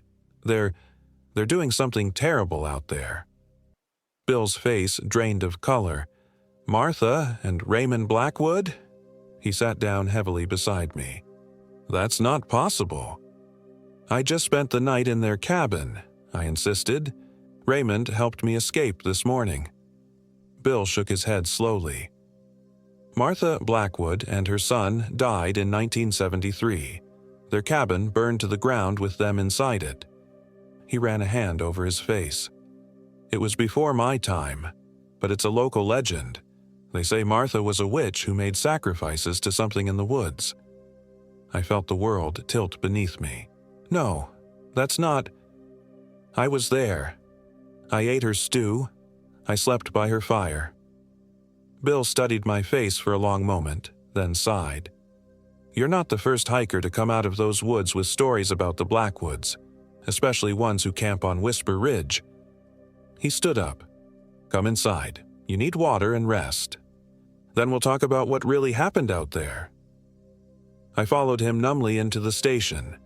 As he filled a glass with water for me, I pulled out Martha's map from my pocket, proof of my encounter.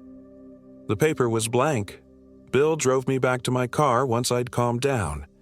Neither of us mentioned the Blackwoods again. He attributed my experience to dehydration and isolation, maybe even carbon monoxide from my camp stove. I nodded and agreed, eager to leave McGee Creek behind. As I was about to drive away, Bill leaned in my window. "One more thing," he said, his voice low. "Whatever you do, don't come back here. Some places don't want certain people."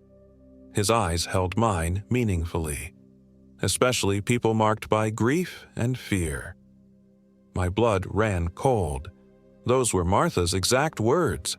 Before I could respond, Bill straightened up and slapped the roof of my car twice. "Safe travels, Ms. Roberts." I drove away from McGee Creek State Park that day and never returned. But sometimes, on dark nights when sleep eludes me, I hear whispering, soft and insistent, just outside my bedroom window. And in the morning, I often find a small circle drawn in the dirt of my houseplants, split by a jagged line like lightning. The Lady of Whispers is patient, and I am still marked. Oh.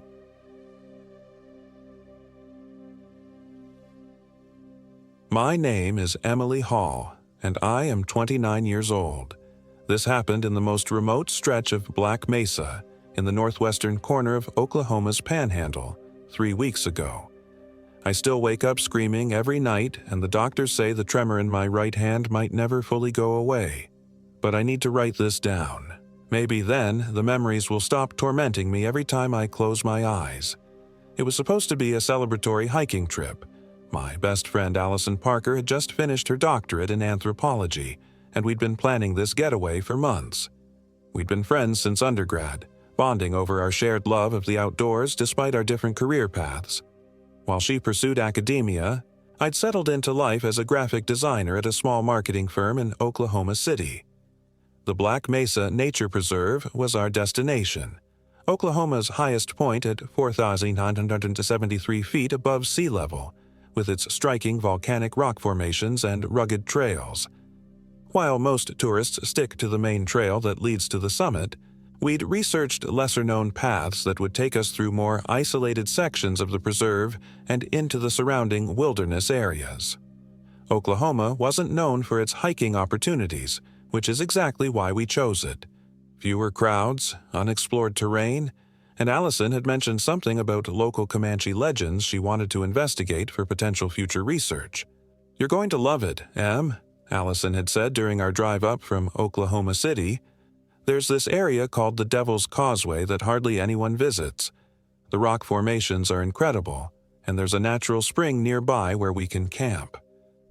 I should have paid more attention to the name. We arrived at Black Mesa's main trailhead parking lot around noon on a Friday. The May weather was perfect, warm enough that we didn't need heavy gear, but not yet suffering from the sweltering Oklahoma summer heat. The parking lot had only 2 other cars, and we spotted no other hikers as we strapped on our packs and checked our supplies one last time. "Did you tell anyone exactly where we're going?" I asked, adjusting my backpack straps. Allison nodded, tightening her bootlaces. "Left the trail plan with my brother. Plus, we've got the satellite phone if anything goes wrong." She patted the small device clipped to her pack. "But nothing's going to go wrong. This area's safe, just remote." The first 2 hours of hiking were uneventful and beautiful. The main trail was well maintained, winding through scrubby juniper trees and past impressive rock formations. The red sandstone cliffs rose around us as we climbed higher, and occasionally we spotted birds of prey circling overhead. As promised, we encountered only one other group, a middle-aged couple who were heading back to the trailhead. They nodded politely as they passed, the woman pausing to warn us about a section of loose gravel ahead. I remember feeling a strange urge to ask them to stay with us, to turn around and head back with them. A premonition, maybe. I wish I'd listened to it. Around 3 in the afternoon, Allison checked her GPS and led us off the main trail onto a much narrower path that was barely visible among the rocks and sparse vegetation. "This is it," she said excitedly. "The cutoff to the Devil's Causeway. Most people miss it completely." The path quickly became more challenging, steeper, with loose rocks that shifted under our feet. I've always been a little claustrophobic, and as the trail narrowed between 2 towering rock walls, I felt the first flutter of anxiety in my chest. "Ellie, are you sure this is safe?" I called ahead to where she was scrambling up a small rock face. "Totally. I've researched this route extensively. It opens up ahead, promise." She reached down to offer me a hand up the rock face. The locals almost never come here, though. There's some superstition about it. "Oh, great. That's reassuring," I muttered, but took her hand and pulled myself up.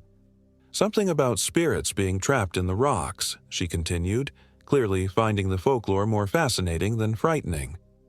"The Comanche believed this place was where the boundary between our world and the spirit world was thinnest, especially during the new moon." I glanced up at the sky. "Like tonight's new moon?" Allison grinned. "Exactly. Perfect timing, right? Don't worry, I don't believe in ghost stories." I forced a smile and followed her deeper into the ravine. The walls on either side of us rose higher, blocking out more and more of the sky until we were walking in shadow. The temperature dropped noticeably, and I pulled my light jacket tighter around me. "Listen," Allison whispered suddenly, stopping in her tracks. I froze beside her. "What?" "Don't you hear it? Like whispers." I strained my ears and caught what seemed like faint murmuring carried on the breeze, probably just wind moving through the rock crevices. I told myself, but it did sound disturbingly like hushed voices having multiple conversations just below the threshold of comprehension. "It's just the wind," I said firmly, more to convince myself than her. "Right, of course." But Allison didn't sound convinced. She fished her phone out of her pocket. "Weird, no signal. The coverage map showed we should have at least 1 bar out here." "We've got the sat phone if we need it," I reminded her, trying to keep my voice steady. We continued on, the path occasionally forcing us to walk single file through tight passages in the rock. The whispering sound seemed to follow us, growing slightly louder when we entered the narrowest sections. I focused on my breathing, fighting down the rising panic of my claustrophobia. After what felt like hours but was probably only 45 minutes, the ravine suddenly opened into a breathtaking circular valley, maybe half a mile across. Flat-topped mesas surrounded it on all sides, and in the center was a small copse of cottonwood trees clustered around what had to be the spring Allison had mentioned. "The Devil's Causeway," Allison announced proudly. "Worth the creepy approach, right?" I had to admit it was. The late afternoon sun bathed the red rock in golden light, making the place look almost magical. We made our way to the spring, which formed a small, clear pool before trickling away through a narrow channel in the rocks. The cottonwoods provided welcome shade, and the ground was flat and clear of rocks, perfect for camping. We set up our 2-person tent efficiently, We'd been camping together enough times that we had a system. Allison collected water from the spring while I arranged stones for a fire pit. By the time dusk fell, we had a small fire going, our sleeping bags laid out in the tent, and were heating up the dehydrated chili we'd brought for dinner.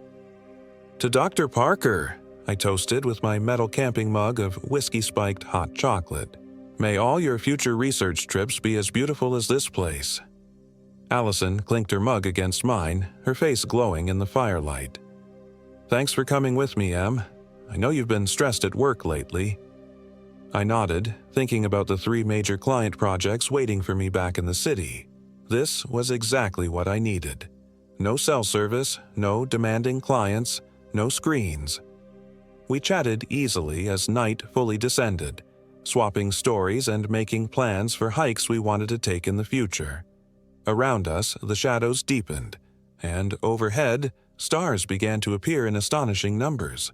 Without the new moon or light pollution, the Milky Way stretched across the sky in a brilliant band. "I'm going to grab more water," Allison said, picking up our collapsible water jug and heading toward the spring. I poked at the fire, adding another small branch to keep it going. That's when I first noticed how unnaturally quiet it had become. No insects chirping, no night birds calling, not even the sound of wind through the cottonwood leaves. Just complete, oppressive silence. Then Allison screamed. I jumped to my feet, grabbing our flashlight. "Allie! Allie!" "Emily!" Her voice came from the direction of the spring, filled with terror. "There's something in the water. Something grabbed me." I sprinted toward her voice, the flashlight beam bouncing wildly across the terrain. When I reached the spring, Allison was standing several feet back from the water's edge, drenched from the waist down and shaking. "Something had my ankle," she gasped, pointing at the now still pool. It felt like fingers. Cold fingers. I aimed the flashlight at the water, but it looked normal, clear and still, reflecting the stars above. "Are you sure it wasn't just some branches or water plants?" "I know what fingers feel like, Em," she snapped, still visibly shaken. "They were tugging, like they wanted to pull me in." I put my arm around her shoulders, feeling how violently she was trembling. "Let's get you back to the fire and dry you off." As we turned to go, I swept the flashlight beam around the perimeter of the spring one last time.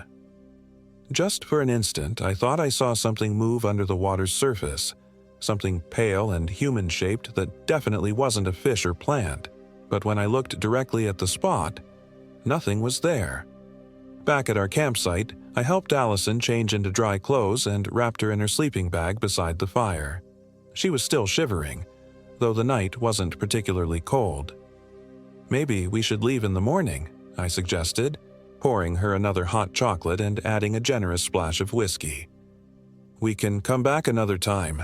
Allison shook her head vehemently. "No, I'm not letting some weird experience ruin our trip. It was probably just my imagination, or maybe a fish." But she didn't sound convinced. "Allie, there are no fish that big in a spring this size." "Then I slipped and panicked," she insisted. Let's just try to enjoy our night, okay? Please?" I reluctantly agreed, but an uneasy feeling had settled in my stomach. As we sat by the fire, I kept glancing toward the spring, half expecting to see something emerge from it. The unnatural silence persisted, broken only by the occasional pop and crackle of our fire. "Tell me more about those local legends," I said, partly to distract both of us and partly because they suddenly seemed a lot more relevant. Allison took a deep breath. "Well, according to what I've read, the Comanche believed this valley was a gateway to the spirit world. They would bring their dying here during the new moon, believing it would help their spirits cross over." She hesitated. "But they also believed that bad spirits, those of people who had done evil things, could be trapped here, unable to move on." "Trapped in the water?" I asked, thinking of what had grabbed her ankle. "In the rocks, in the water, in the trees, basically inhabiting the whole area." She shrugged, trying to appear nonchalant. Every culture has stories like this, Em. Places where the veil is thin. It doesn't mean they're true. But you specifically wanted to come here during the new moon, I pointed out. Allison looked away. I thought it would be atmospheric. For my research. Before I could respond, a sound cut through the silence. A long, low moan that seemed to come from everywhere and nowhere at once. It wasn't the wind. The air was completely still. It sounded almost human, but distorted, as if coming from very far away or through water. We both froze, eyes wide, staring at each other across the fire. "What the hell was that?" I whispered. "An animal," Allison said automatically. "Has to be." The sound came again, longer this time, rising and falling in a way that made my skin crawl. It wasn't an animal. It was a voice, or voices, crying out in what could have been pain or rage or despair. Our fire chose that moment to sputter and dim, though there was plenty of fuel left. The shadows around our small camp seemed to deepen and move in ways they shouldn't have. "The wood must be damp," Allison said, her voice unnaturally high as she leaned forward to rearrange the branches. As she did, I saw something that made my blood run cold. Beyond her, at the edge of our campsite where the flashlight's beam barely reached, stood a figure. It was roughly human-shaped, but wrong somehow.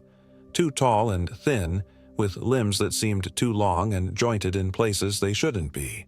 It was completely motionless, and though I couldn't make out a face in the darkness, I could feel it watching us. "Allie," I said, my voice barely audible, "don't turn around, but there's something out there." Of course, she immediately turned to look. The figure was gone. "There's nothing there, Em," she said, but her voice trembled. "I saw it," I insisted. "Like a person, but not right." Allison swallowed hard. Let's just go to sleep. Things always seem scarier at night. We'll feel better in the morning." Neither of us believed that, but going into the tent at least felt marginally safer than sitting exposed by the dying fire. We zipped ourselves into our sleeping bags, placing the flashlight between us set to its lowest setting to conserve battery while still providing some light. "If anything happens," Allison whispered, "we've got the sat phone." She placed it next to her pillow. Despite my racing thoughts and pounding heart, exhaustion eventually pulled me toward sleep. Just before I drifted off, I thought I heard that whispering again, like dozens of voices having urgent conversations just outside our tent. I woke in complete darkness. The flashlight had died, and the tent was pitch black. Disoriented, I fumbled for my phone to check the time. 3:17 a.m. Next to me, Allison's sleeping bag was empty. "Allie?" I called softly, thinking maybe she'd stepped outside to use the bathroom. No response. Fighting down panic, I unzipped the tent and peered outside. Our campfire had died completely, but the starlight provided just enough illumination to see the campsite was empty. The water jug was missing too. She just went to get water, I told myself, though every instinct screamed that something was wrong. Why would she go to the spring in the middle of the night, after what had happened earlier? I grabbed my headlamp, grateful it still worked, and pulled on my shoes. The beam of light seemed feeble against the vast darkness as I made my way toward the spring. The unnatural silence had returned, even more oppressive than before. "Allison," I called, my voice sounding flat and muffled as if the air itself was deadening the sound. "Ali, are you there?" As I approached the spring, my headlamp illuminated our water jug lying on its side near the edge. Of Allison, there was no sign. "Ailey," I shouted, panic now fully setting in. I swept my light across the water's surface, searching for any sign of her. That's when I saw them. Handprints. Wet handprints on the rocks surrounding the spring, as if someone had dragged themselves out of the water. But they weren't normal handprints. They were too large, the fingers too long and thin, and they led away from the spring toward a narrow crack in the rock wall of the mesa. A crack I was certain hadn't been there earlier. I was terrified, but I couldn't leave Allison. Fighting against every instinct that told me to run back to the tent, To grab the sat phone and call for help, I followed the trail of wet handprints. The crack in the rock was just wide enough for a person to squeeze through.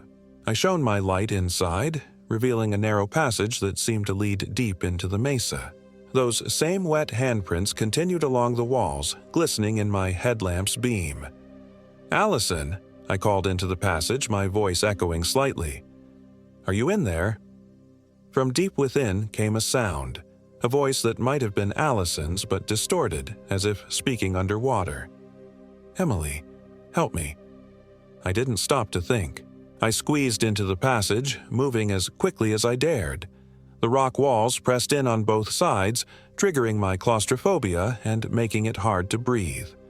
The air grew colder and damper the further I went, and that whispering sound returned, seeming to come from the very rock around me. The passage twisted and turned, occasionally widening into small chambers before narrowing again. Throughout, I followed those disturbing handprints, calling Allison's name and receiving only that same distorted voice in response, always seeming to come from just ahead. After what felt like an eternity, the passage opened into a larger cavern. My headlamp couldn't illuminate the full extent of it, but what I could see made me gasp. The walls were covered in petroglyphs, ancient rock carving showing elongated human figures surrounding a central spring or pool. Above these figures were carved what looked like stars or celestial bodies, with one conspicuously absent, the moon. In the center of the cavern was a pool of black water, perfectly still and reflecting nothing, not even my headlamp's beam. And sitting at its edge, her back to me, was Allison. "Ali," I cried with relief, rushing forward. "Thank God. Are you okay? What happened?" She didn't turn or respond. As I got closer, I noticed she was soaking wet, water dripping from her clothes and hair onto the stone floor. "Ali!" I reached out to touch her shoulder. When she finally turned, I screamed. It looked like Allison, her face, her body, but her eyes were completely black, with no whites or irises, just bottomless dark pools. Her skin was pale and had a strange, almost translucent quality to it. And when she smiled, her teeth seemed too numerous and sharp.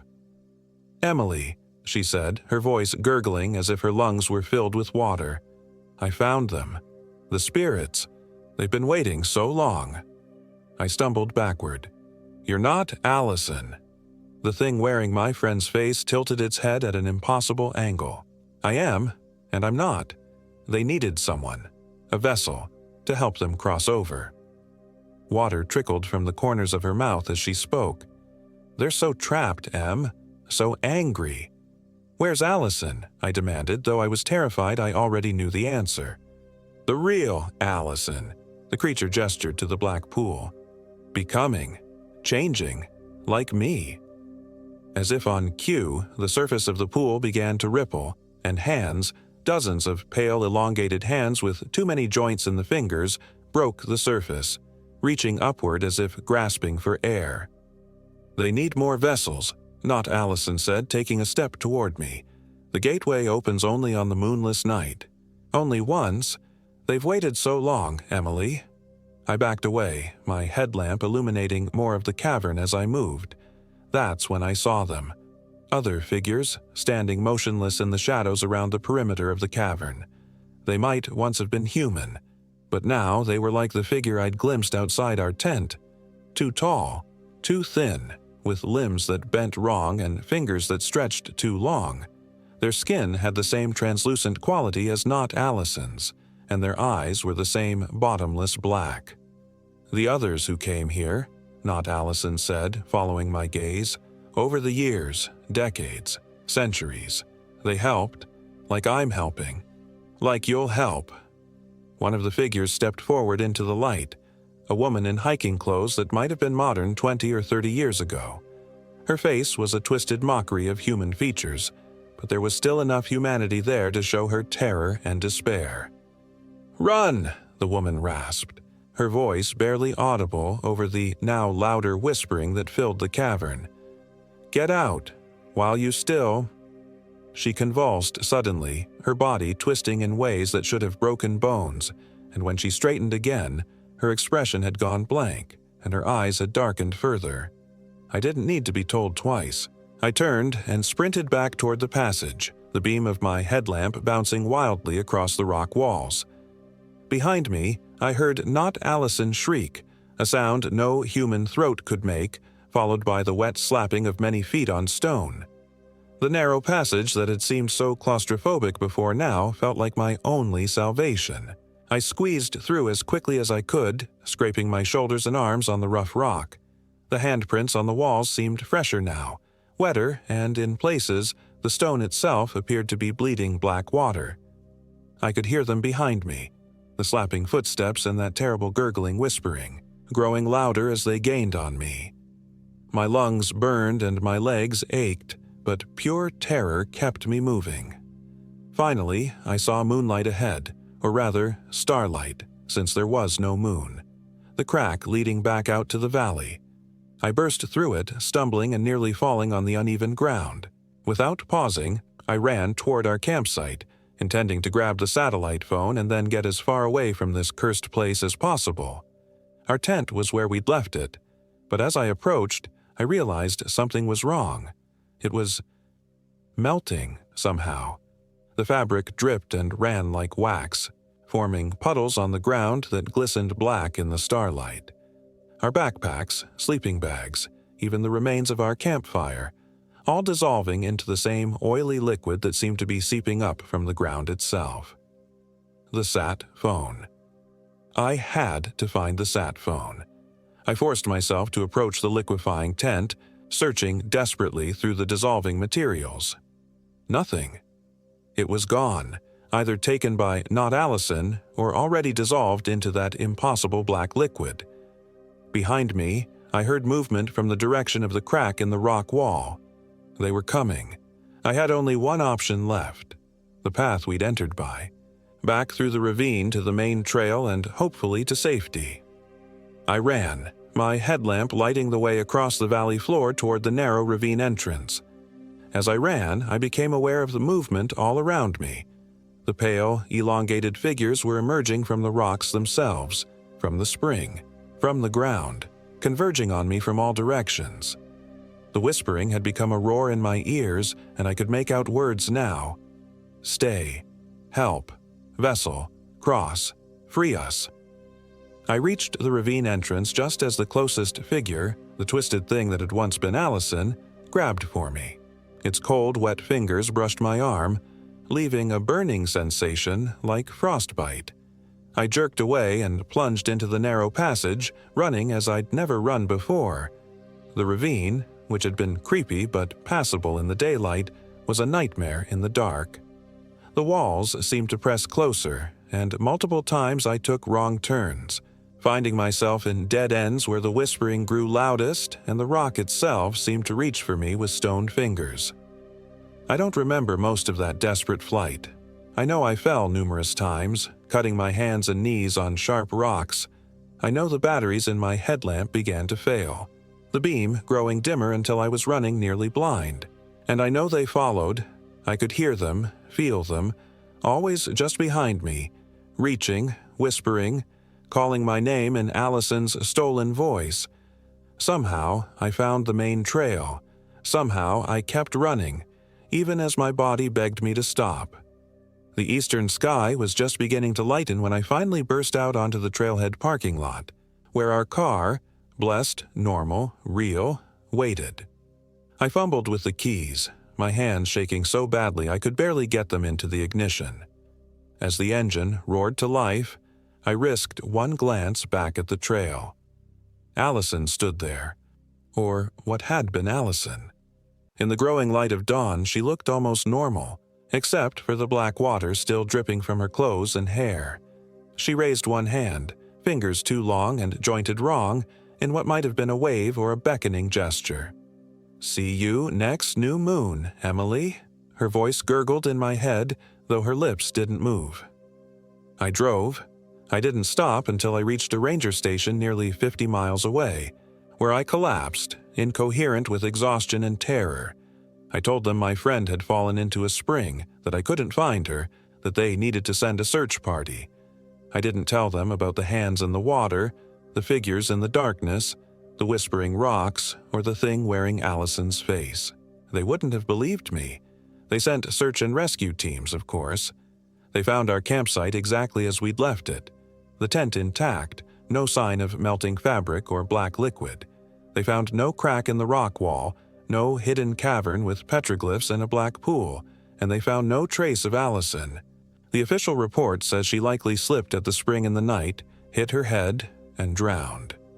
They dragged the spring but found nothing. It wasn't deep enough for a body to stay hidden, they said. They expanded the search, theorizing she might have become disoriented and wandered off, but after a week, they called it off. Missing, presumed dead. Only I know the truth. Only I saw what really happened in that cursed valley on that moonless night. It's been 3 weeks. The nightmares are constant. In them, I'm back in that hidden cavern, watching those pale hands reach up from the black water. Sometimes it's Allison calling my name from the pool. Sometimes it's my own face I see on the thing sitting at the water's edge, black eyes staring, water dripping from my mouth as I speak. The tremor in my right hand started the day after I got back, right where those cold, wet fingers brushed against my skin. The doctors say it's trauma, that it will fade with time and therapy. But sometimes, when I'm alone at night, I swear I can feel my fingers lengthening, the joints rearranging themselves. And always, I hear the whispering. The new moon comes again in 2 days. I've booked a flight to the opposite side of the country, as far from Oklahoma as I can get. I don't know if it will be far enough. I don't know if anywhere will be far enough. Because sometimes when I catch my reflection in a mirror or a window, just for an instant, I see black eyes staring back at me. And I hear Allison's voice, distorted as if speaking through water. They're coming, Emily. They found a way through me, through you. The gateway isn't just in that place anymore. It's in us. I don't know how much longer I have before I become like her, before I become one of them. This account is my warning. Stay away from Black Mesa. Stay away from the Devil's Causeway.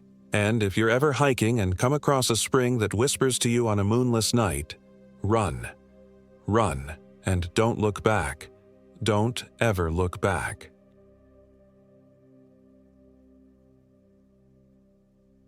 My name is Thomas Davis, and I am 34 years old. This happened in McGee Creek State Park, Oklahoma, just last summer.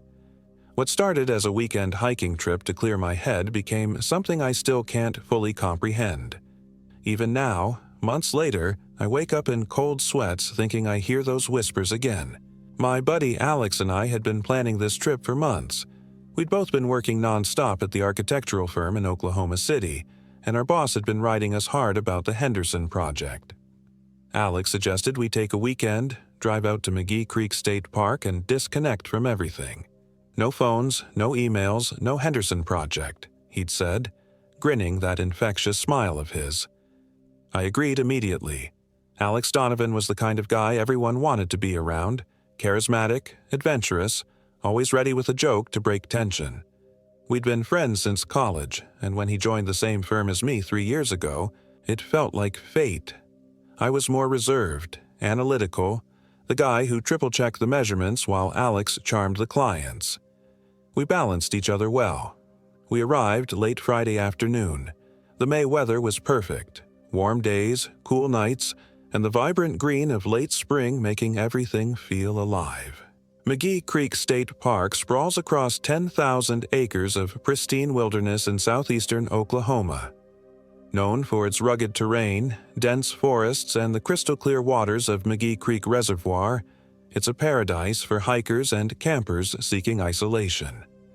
The ranger at the entrance station, a weathered man in his 60s named Bill, gave us a curious look when we checked in. "You boys planning on hiking the natural scenic recreation area?" he asked, handing back our IDs. "That's the plan," Alex replied enthusiastically. "Heard it's some of the best hiking in the state." Bill's expression tightened slightly. It is. Beautiful country. Just stay on the marked trails, especially around Bugaboo Canyon. It's easy to get turned around in there. We've got maps and compasses, I assured him, patting my backpack. Good, Bill nodded, but his eyes lingered on us longer than necessary. And if you hear anything strange, voices, animal noises that don't seem right, just head back to the main trails. Alex laughed. What, you got Bigfoot out there or something? Bill didn't smile back. Just some peculiar sounds that echo in those canyons. Natural formations and all. Makes people imagine things. We thanked him and drove to our designated campsite, a secluded spot near the edge of the scenic recreation area. As we set up our tent, I mentioned Bill's strange warning. Guy's probably just messing with the city boys, Alex said as he hammered in a tent stake. You know how locals are. Always love to spook tourists with their ghost stories. I nodded, but something about the ranger's expression stayed with me. He hadn't seemed like he was joking. We finished setting up camp just as dusk settled. After a simple dinner of dehydrated camping food and a couple of beers, we sat by our fire, watching the flames dance in the growing darkness. You know, Alex said, his face half illuminated by the firelight, there are actually some local legends about these woods. Oh, yeah? I prodded, feeling a slight chill that had nothing to do with the evening air. Yeah, I was reading about it before we came. They call it the Whispering. Old Cherokee tales about spirits that lure hikers off trails by whispering their names. He wiggled his fingers at me, making a spooky face. Thanks for that, I said dryly. Exactly what I wanted to hear before sleeping in the middle of nowhere. Alex laughed. Don't worry, Tommy boy. The only thing we have to fear out here is your snoring. That night, I slept fitfully. The forest was alive with sounds, the rustle of leaves, distant animal calls, the occasional snap of a branch. Normal forest sounds, I told myself. But around 3 a.m., I woke suddenly, heart pounding. Something was different. The forest had gone completely silent. I lay still in my sleeping bag, straining my ears. Nothing. No insects chirping, no nightbirds calling, no leaves rustling, just absolute, oppressive silence. Then I heard it, a soft whisper, so faint I wasn't sure if it was real or imagined. Thomas. I sat up, peering through the darkness of our tent. Alex? I whispered. You awake? No response. I could see the outline of his sleeping bag, the steady rise and fall of his breathing. He was sound asleep. Thomas, come outside. The voice was clearer now. A woman's voice, soft and enticing. It seemed to come from just outside our tent. My rational mind offered explanations. The wind, a dream lingering into wakefulness. My imagination working overtime after Alex's story. But the voice sounded so real, so close. Against my better judgment, I unzipped my sleeping bag and crawled toward the tent entrance. My hand paused on the zipper of the tent flap. Thomas. Please. I need help. The voice sounded desperate now, frightened. What if someone was actually out there? What if a fellow hiker was injured or lost? I unzipped the tent and peered out. The campsite was bathed in pale moonlight. Our fire had died to embers hours ago. Nothing moved in the clearing. Hello? I called softly, not wanting to wake Alex if this was nothing. No response, just the eerie silence. I stepped out of the tent, the cool ground making me wish I'd put on my boots. I turned slowly, scanning the tree line that encircled our small clearing. That's when I saw her. A pale figure at the edge of the woods, partially hidden behind a large oak tree. In the moonlight, I could make out long, dark hair and what appeared to be a white dress. She raised a hand, beckoning to me. Please, help me. The words seemed to float on the still air. I took a step forward, then hesitated. Something felt wrong. Very wrong. Who are you? I called, louder this time. Are you hurt? The figure moved slightly, stepping partway from behind the tree. The moonlight illuminated her face, and my blood turned to ice. Her face was gaunt, skeletal almost, with eyes that seemed too large and too dark. They reflected no light, just two black pits in her pale face. And her mouth. It hung open at an impossible angle, as if her jaw had been broken and never reset properly. I stumbled backward, my heart threatening to burst from my chest. The woman's head tilted at an unnatural angle. "Thomas, don't you want to help me?" Her voice no longer sounded human. It had a wet, gurgling quality to it now. "Alex!" I shouted, scrambling back toward the tent. "Alex, wake up!" I heard movement inside the tent, then Alex's groggy voice. "What the hell, man? It's the middle of the night." I glanced back at the tree line. The figure was gone. The forest remained unnaturally silent. Alex emerged from the tent, rubbing his eyes. "What's going on?" "There was someone there," I pointed, my hand shaking. "A woman, by that big oak tree." Alex squinted in the direction I was pointing, then walked a few paces toward the tree line. "I don't see anyone." "She was right there," I insisted, calling my name, asking for help. Alex turned to me, concern evident on his face even in the dim light. "You sure you weren't dreaming? Buddy, you've been pretty stressed lately." I wanted to believe it was a dream. That made more sense than what I'd seen. But it had felt so real. The cold ground beneath my feet, the moonlight, the terrible emptiness of those eyes. "Maybe," I conceded. It just seemed so real." Alex patted my shoulder. "Let's get back to sleep. Everything looks weirder at night."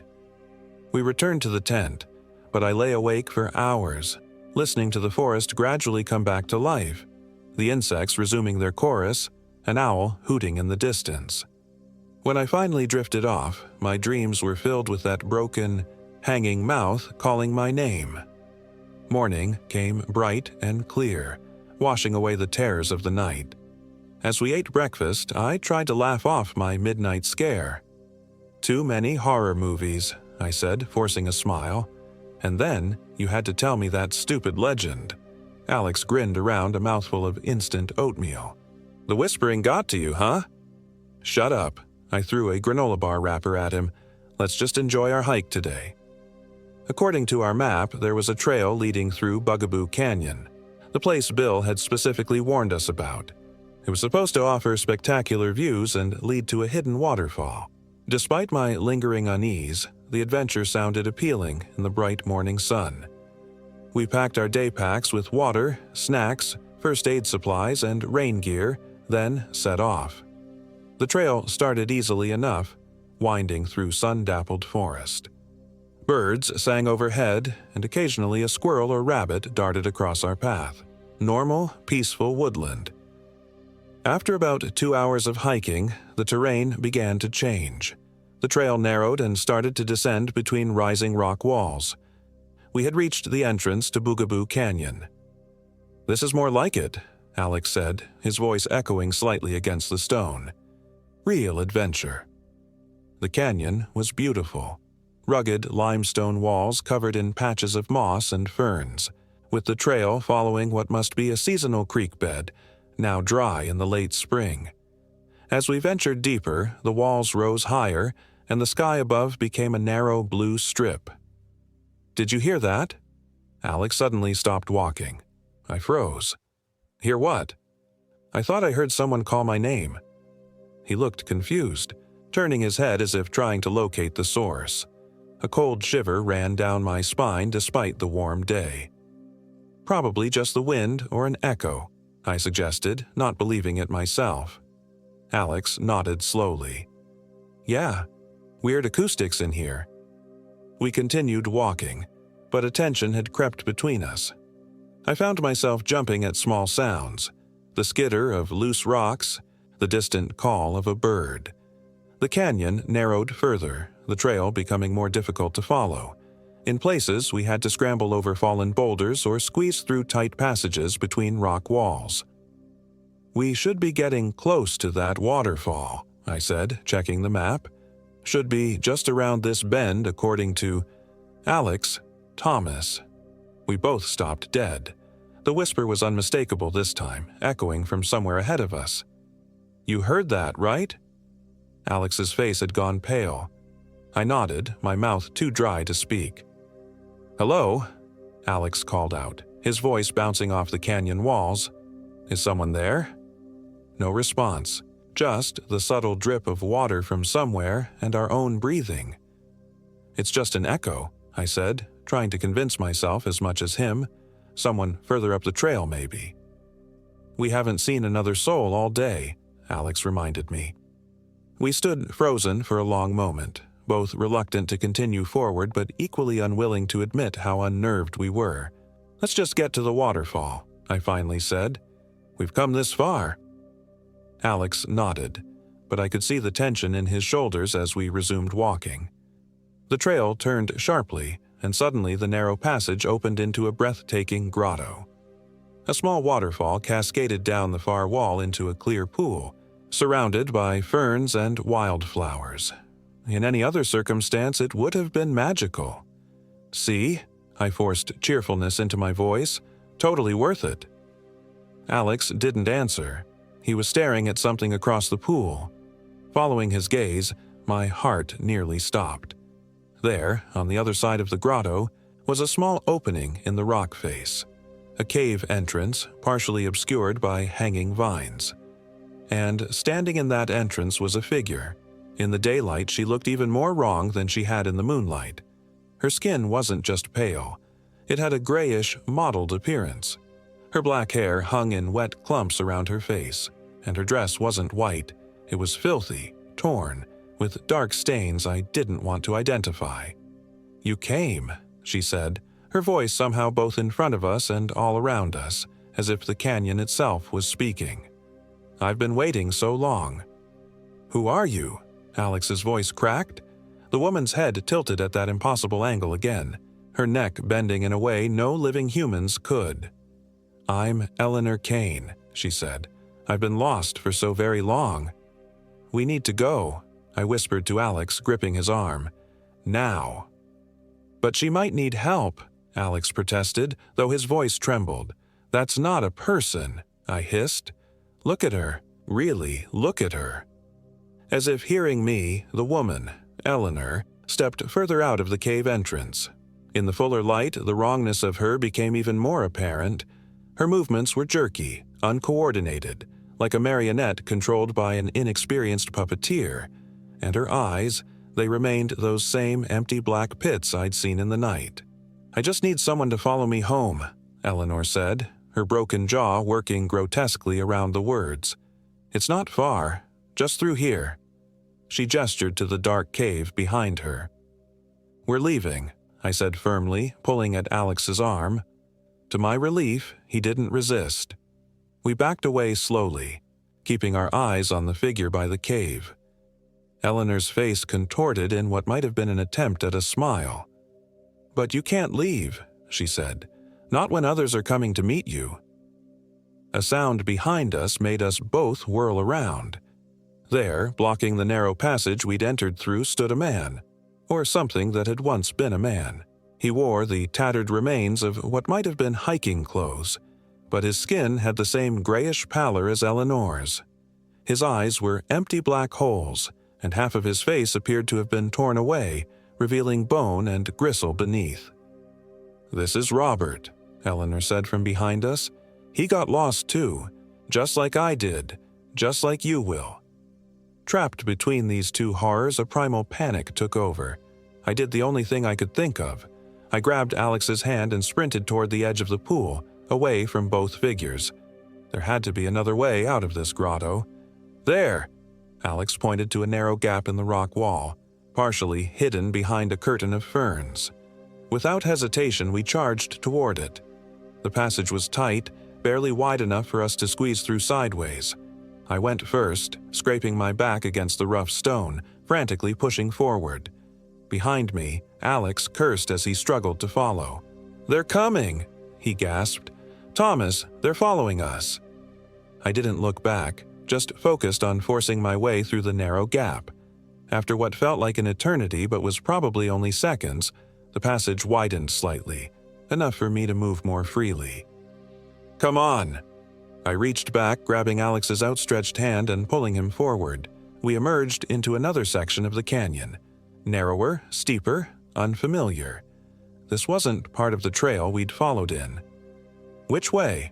Alex panted, casting frightened glances back at the passage we'd just escaped through.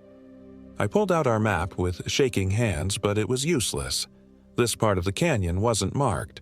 We were off the established trails now. "Up," I decided. "We need to get out of this canyon." The climb was brutal. Loose scree sliding beneath our boots, thorny brush tearing at our clothes and skin, the canyon walls so steep in places we had to use tree roots as handholds. But fear drove us onward and upward, away from those nightmare figures. After 20 minutes of desperate climbing, we reached a ridgeline. Gasping for breath, we finally stopped to look back. The canyon spread below us, a jagged wound in the earth. From this height, we could see how extensive it was, a maze of twisting passages and hidden grottos, and throughout that maze I swore I could see movement, pale figures drifting between the rocks. "What the hell were those things?" Alex wheezed, bending over with his hands on his knees. "I don't know," I admitted, "and I don't want to find out." We oriented ourselves using the sun and our compass, figuring we were somewhere northeast of our campsite. With no desire to return to the canyon, we decided to make our way west along the ridgeline, hoping to eventually intersect with one of the main trails. As we walked, I couldn't stop myself from voicing the question that had been haunting me. "Do you think that was real, what we saw?" Alex was quiet for a long moment. "I don't know what else it could have been," he finally said. "We both saw the same things." "But it doesn't make sense," I insisted. "People don't look like that, move like that." "Eleanor Kane," Alex said softly. "She said her name was Eleanor Kane." Something about the name struck a chord in my memory. Wait, wasn't there a news story a few years back? A hiker who went missing in this area? Alex stopped walking, his face paling further. "Holy shit, you're right. Eleanor Kane, early 30s, experienced hiker. Went out alone and never came back. They searched for weeks. And the other one, Robert. How many hikers have gone missing here over the years?" I wondered aloud. We walked in silence after that, both lost in dark thoughts. The forest around us seemed malevolent now, hiding secrets beneath its serene surface. After an hour of hiking along the ridge, we finally spotted a trail marker through the trees. Relief flooded through me as we made our way down to the established path. According to the marker, we were about 3 miles from the main trailhead, and from there, another 2 miles to our campsite. "We should pack up and leave," Alex said as we started down the trail. "I don't want to spend another night here." I agreed wholeheartedly. Whatever was happening in Bugaboo Canyon, I wanted no part of it. The hike back was tense but uneventful. Every snapping twig made us jump, every shadow among the trees seemed to harbor watching eyes. But we saw no more pale figures, heard no more whispers. When we finally reached our campsite late in the afternoon, exhaustion hit me like a physical blow. My legs trembled with fatigue, and cuts and scratches from our mad scramble up the canyon wall stung with sweat. "Let's rest for a bit before we pack up," I suggested, collapsing onto a log by our cold fire pit. "I need to catch my breath." Alex nodded, dropping his day pack and sitting heavily beside me. "What do you think they wanted?" he asked after a moment. I shook my head. "Nothing good. You heard what she said. Others are coming to meet you." Like they were collecting people. "People who get lost," Alex murmured. "People who never make it out." The implications hung in the air between us. Had we narrowly escaped becoming like Eleanor and Robert, trapped in some half-existence in that canyon, luring other hikers to the same fate? I stood up, suddenly unable to sit still with such thoughts. "Let's get the tent down. I want to be on the road before dark." We worked quickly, our earlier fatigue forgotten in our urgency to leave this place. As I was rolling up my sleeping bag, I noticed something that made my blood freeze. A small clump of black, wet-looking hair on my pillow. "Alex," I called, my voice strangled. "We need to go. Now." He looked up from dismantling the tent, saw what I was staring at, and his face hardened with fear and determination. "Leave it," he said. "Leave everything except what's already in the car. We can buy new gear." Without further discussion, we abandoned our half-packed campsite and sprinted to where we'd parked Alex's SUV at the edge of the camping area. I fumbled with the door handle, looking back over my shoulder at the darkening forest. Nothing moved among the trees. No pale figures watched us, but I could feel eyes on us nonetheless. Alex gunned the engine the moment our doors slammed shut, and we fishtailed out of the camping area onto the park's main road. Neither of us spoke until we had passed the entrance station and were on the highway, putting distance between us and McGee Creek State Park. "We should report this," Alex finally said, his knuckles white on the steering wheel. "Call the rangers or the police." I laughed, a hollow sound with no humor in it. "And tell them what? That we saw ghosts? That we think the missing hikers are trapping people in Boogaboo Canyon? They'd think we were high or crazy or both. Then what? We just pretend it didn't happen?" I stared out the window at the normal world passing by. Gas stations, farmhouses, ordinary people living ordinary lives untouched by the horror we'd experienced. "I don't know," I admitted.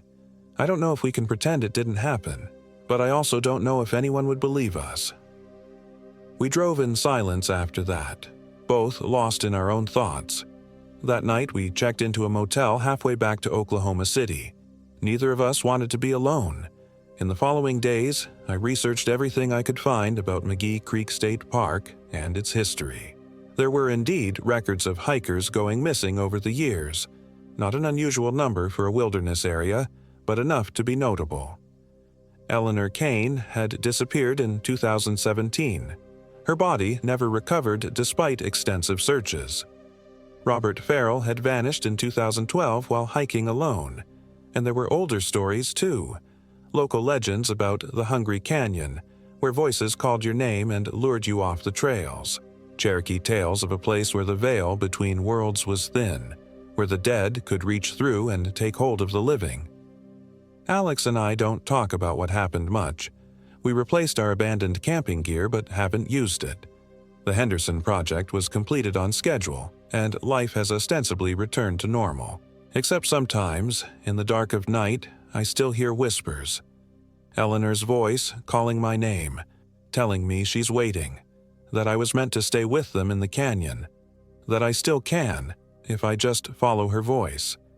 And sometimes, just sometimes, when I catch a glimpse of my reflection in a darkened window or a murky puddle, I swear my eyes look different, darker, emptier, as if part of me never left Boogaboo Canyon at all.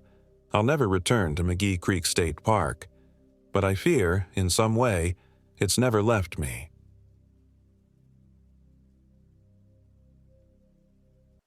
My name is Emily Hall, and I am 29 years old. This happened in the southeastern corner of Oklahoma, deep in the Kiamichi Mountains, where the forests grow dense and the cell service drops to nothing. My friend Claire and I had been planning this hiking trip through Broken Bow Lake and Beaver's Bend State Park for months, a much-needed escape from our suffocating office jobs in Oklahoma City. Claire Anderson had been my best friend since college, ambitious, practical, always prepared, which is why I trusted her to plan most of our 4-day camping trip. I was the spontaneous one, more interested in the adventure than the details. In retrospect, my carelessness probably contributed to what happened out there in those woods. It was mid-October when we arrived at the park, the fall colors just starting to transform the landscape. The trees were aflame with reds and golds, and a crisp breeze carried the scent of pine and decay. We checked in with the park ranger, a weathered man in his 60s with sun-damaged skin and eyes that had seen too much. "You girls heading up to the North Trails?" Ranger Wilson asked, examining our permits. "Yes, sir," Claire said. "Planning to camp near the Mountain Fork River for the first night. then head toward the Cedar Creek Trail. The ranger's face tightened almost imperceptibly. Cedar Creek? You might want to stick to the main trails this time of year. Is there a problem? I asked. No problem, he said too quickly. Just that the trails get tricky with all the fallen leaves. Easy to lose your way. He handed back our permits. And stay clear of the old Talamina Scenic Drive cabins. They're condemned for a reason. Claire thanked him and turned to leave, but I lingered. What reason? The ranger's eyes met mine briefly, then darted away. Structural issues. Nothing to worry about if you stay on the approved camping sites. We loaded our backpacks and set off toward the trailhead. The forest welcomed us with a symphony of rustling leaves and distant bird calls. For the first few hours, everything was perfect. The weather mild, the scenery breathtaking, our spirits high. God, I needed this, Claire said, stopping to take a photo of the sunlight filtering through the amber canopy. If I had to sit through one more budget meeting, I swear I would have thrown my laptop out the window. I laughed, pausing to take a sip from my water bottle. Tell me about it. Let's just move out here, build a little cabin, live off the land. You can't even keep a houseplant alive, Em. Details. We hiked until late afternoon, the terrain gradually becoming steeper as we approached the river. The sound of rushing water grew louder, and eventually, we emerged at a rocky outcrop overlooking the Mountain Fork River. The water below was dark and swift, carving through the ancient stone. This is gorgeous, I breathed, dropping my pack and stretching my arms wide. Claire consulted her GPS. We've made good time. The camping area should be about a half-mile downstream. We found a perfect spot near the river, flat ground, sheltered by a cluster of tall pines with easy access to water.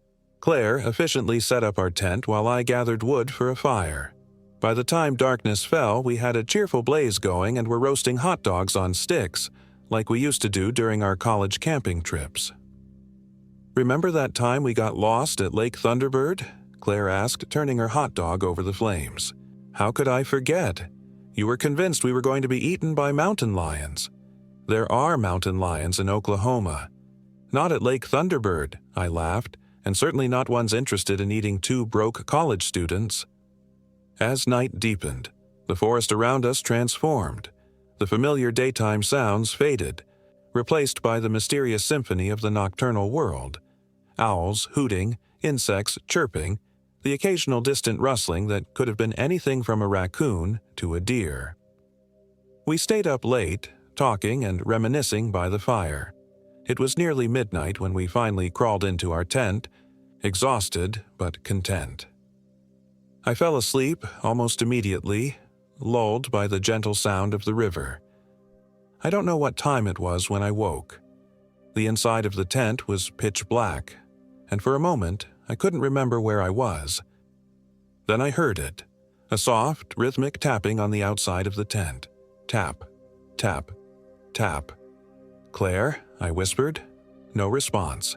She was still asleep, her breathing deep and even. The tapping continued, moving slowly around the perimeter of the tent. It didn't sound like rain.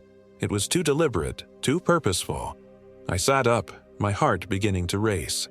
"Hello?" I called softly, immediately regretting breaking the silence. The tapping stopped. I held my breath, straining to hear any sound from outside.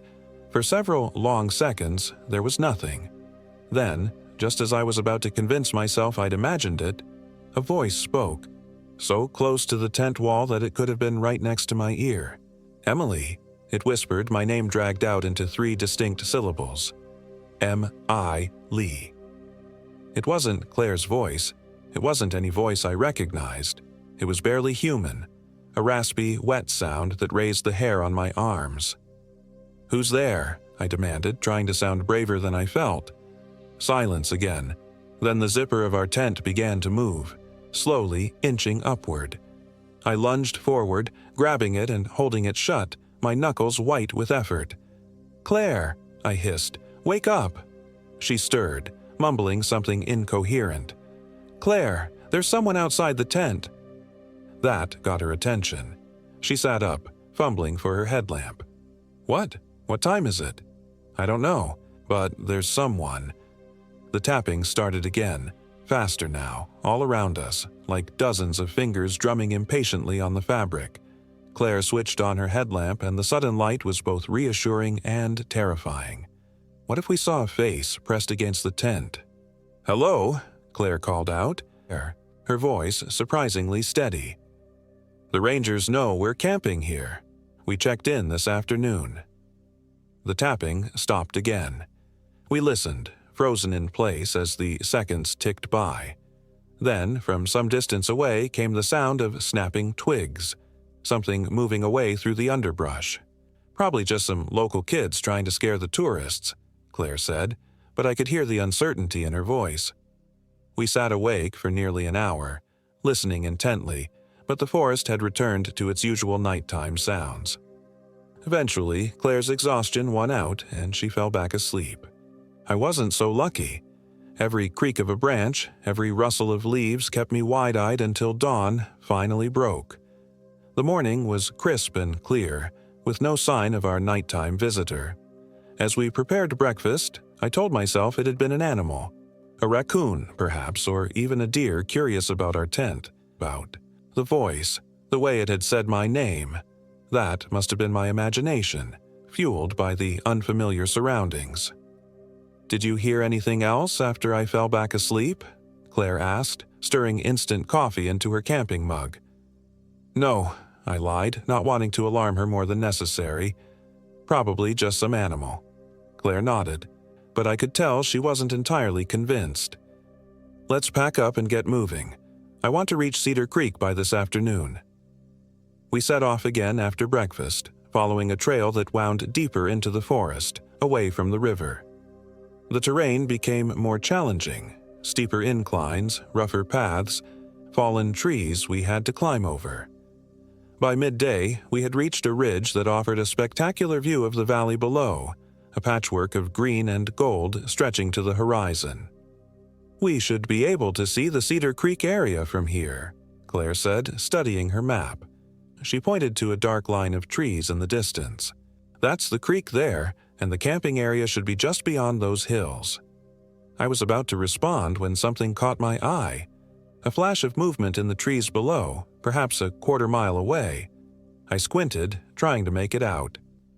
"Do you see that?" I asked, pointing. Claire followed my gaze. "See what?" "I thought I saw someone down there." Claire shook her head, denial etched across her face. "That's impossible. We just got here yesterday. We drove from Oklahoma City. We packed our bags. Think, Claire," I urged, grabbing her shoulders. "Really think? Do you remember what we had for breakfast before we left? What was the weather like? What did you wear?" She opened her mouth to answer, then closed it again, confusion clouding her eyes. "You don't remember, do you? Because it didn't happen. Not this time." The door gave way with a deafening crack, one of the hinges tearing free from the frame. Through the widening gap, I could see them. Pale, elongated limbs reaching inside, those terrible eyeless faces peering in. "What do we do?" Claire screamed, backing away from the door. My mind raced, searching for an answer, for any way out of this nightmare. The stick figures on the walls, the circle of stones by the creek, the broken twigs. There was a pattern here, a meaning I was struggling to grasp. The man in the woods had said they marked their territory with those figures. When I found the circle by the creek, he had been terrified. "Break the circle, and they take it as an invitation," he had said. An invitation. My eyes fell on the stick figure on the table, intact, unbroken. "The circles," I gasped. "That's how they keep us here. The circles trap us in time." Without hesitation, I lunged for the table, grabbing the stick figure. The moment my fingers closed around it, the humming in the air intensified, becoming a physical force that pressed against my skin. "Break it!" I shouted to Claire over the noise. "Break all of them!" She understood immediately, tearing the figures from the walls as I snapped the one in my hand. With each figure we broke, the cabin seemed to shudder, reality itself wavering like heat over pavement. The creatures at the door shrieked, a sound that pierced through the humming like a knife. They pushed harder against the failing door, their bodies contorting in ways that defied anatomy as they struggled to force their way inside. "There are too many," Claire cried, frantically pulling figures from the walls and snapping them. "We can't break them all in time." She was right. For every figure we destroyed, there seemed to be a dozen more, and the door was about to give way completely. And then I saw it, hanging above the fireplace where the photograph had been, partially hidden in shadow. It wasn't just another stick figure. It was larger, more intricately constructed, with dozens of smaller figures integrated into its design like a macabre mobile. "There," I pointed. "That one." Claire followed my gaze, her eyes widening. "I can't reach it." I looked around desperately for something to stand on. The rocking chair was too unstable, the bed too far away. "Boost me," I said, positioning myself below the figure. Claire laced her fingers together, creating a step for my foot. I placed my boot in her hands and she lifted with all her strength, raising me just enough to grasp the edge of the central figure. It was heavier than I expected, and as I pulled it from the wall, I felt a resistance that was more than physical, as if the very air was fighting to keep it in place. The humming reached a fever pitch, the pain in my head threatening to split my skull. With a final wrench, I tore the figure free. As it came away from the wall, I could see that it wasn't hanging from a nail as I had thought. It was embedded in the wood itself. The wall around it twisted and warped as if it had grown there. The creatures at the door howled, their cries no longer sounding like anything that could come from a living throat. The air in the cabin began to ripple, reality itself seeming to fold and unfold like paper. "Break it!" Claire screamed, her voice distorted as if coming from underwater. I clutched the central figure with both hands and, summoning all my strength, snapped it in half. The world exploded. There's no other way to describe what happened next. It was as if reality itself shattered, fragments of the cabin, the forest, even the air spinning away into a void that wasn't darkness but the absence of anything at all. I was aware of Claire beside me, her hand finding mine in the nothingness, holding on with desperate strength. We were falling, or perhaps the world was falling away from us. It was impossible to tell in that placeless place, and then, as suddenly as it had begun, it was over. We were standing on a forest trail, sun filtering through the trees above us, a gentle breeze rustling the leaves. The sound of birds singing filled the air, and in the distance I could hear the faint rumble of vehicles on a road. "What?" Claire began, her voice hoarse. She looked around wildly, then down at herself as if checking that she was still whole. "Where are we?" I recognized our surroundings with a jolt of disbelief. We were at the trailhead where our hike had begun, just a short walk from the parking area where we had left our car. "We're back," I whispered. "We made it out." Claire's face was pale, her eyes still wide with shock. Was any of that real? The cabin, those things? I had no answer for her. My mind felt scrambled, memories overlapping and contradicting each other. Had we really been trapped in some kind of time loop? Or had it all been some shared hallucination? A strange effect of being lost in the wilderness. "Your pack," Claire said suddenly, pointing at my back. I realized I was still wearing my backpack, as was she. If it had all been a dream or hallucination, how had we ended up back at the trailhead, still fully equipped for our hike? I slipped the pack off my shoulders and unzipped the top compartment. My hands trembled as I reached inside, not knowing what I expected to find. My fingers touched something small and hard. I pulled it out, a single, small stone, smooth and round, like the ones that had formed the circle by the creek. Claire gasped, reaching into her own pack. She withdrew a broken twig, bound with plant fiber. We stared at the objects, then at each other, a silent understanding passing between us. "We should go," Claire said, her voice steady despite the fear in her eyes. "Now." I nodded, slipping the stone back into my pack. Some questions were better left unanswered, some places better left unexplored. As we walked toward the parking lot, I couldn't shake the feeling that we were being watched. I glanced back at the forest one last time. At the edge of the trees, barely visible in the dappled shadows, stood a figure. It was the man from the woods, his weathered face solemn as he raised a hand in what might have been farewell or warning. Beside him, half hidden behind a tree, I caught a glimpse of something else. A pale face, elongated limbs, fingers too long and jointed. It was there for just an instant and then gone, and like a trick of the light. "Emily," Claire called from the parking lot. "You coming?" I turned away from the forest, hurrying to join her. "Yeah," I said. "Let's go home." As we drove away from Beaver's Bend State Park, I couldn't help but wonder how many others had encountered the Kiwak in those ancient woods. How many had been trapped in their endless cycle. And I wondered, too, if breaking the central figure had truly freed us, or if we had simply been allowed to leave. This time. One thing I knew for certain. I would never return to those mountains, those forests where the trees moved and time folded back on itself. Some places are not meant for human visitors, some entities better left undisturbed, but sometimes, in the darkest hours of the night, I wake to the sound of soft tapping on my bedroom window. Tap, tap, tap. And I wonder if we truly escaped, or if the Kiwak are simply patient, waiting for the right moment to reclaim what they believe is theirs. My name is Emily Hall, and I am 29 years old. This happened in the southeastern corner of Oklahoma, deep in the Kiamichi Mountains, and sometimes I fear it's still happening, over and over, in an endless loop of terror from which there is no true escape. Dead her eyes. Another hiker, maybe? Maybe. But something felt off.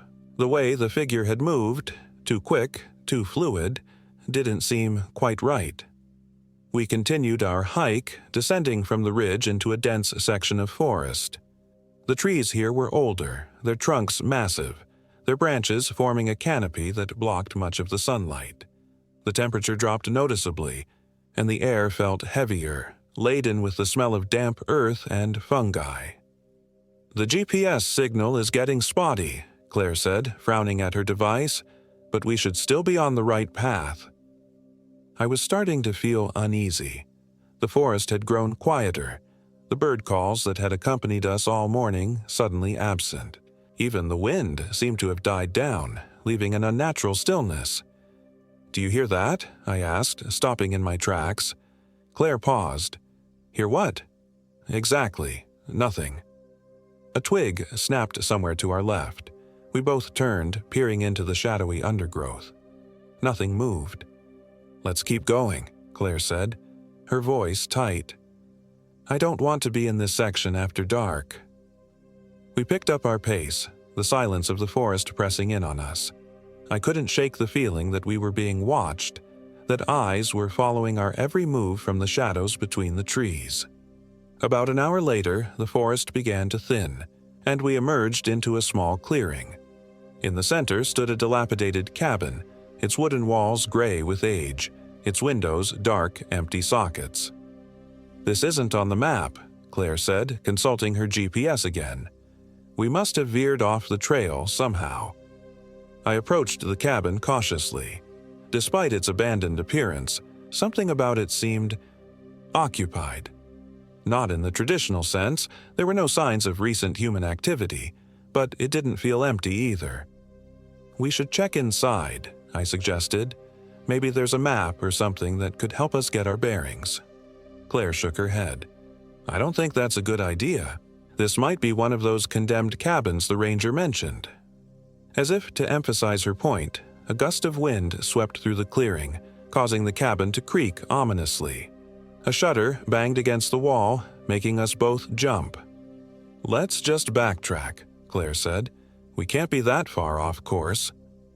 I was about to agree when a movement in one of the cabin windows caught my eye. A face, pale, gaunt, with hollow eyes, peered out at us for just an instant before vanishing back into the darkness. "There's someone in there," I gasped. "What? Where?" "In the window," I saw a face. Claire looked skeptical. Em, that place is falling apart. It can't be safe to live in.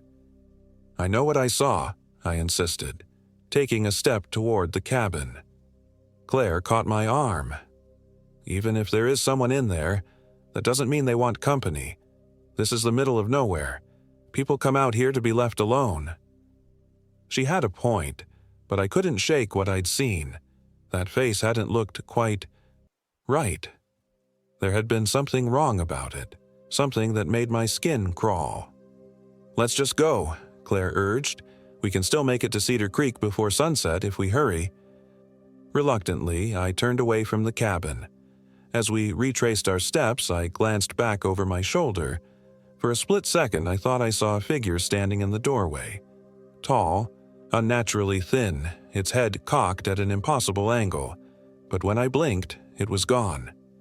We found our way back to the marked trail and pushed on toward Cedar Creek. The day was waning, the sunlight taking on the golden quality of late afternoon. As we walked, I couldn't stop thinking about the cabin and its unsettling occupant.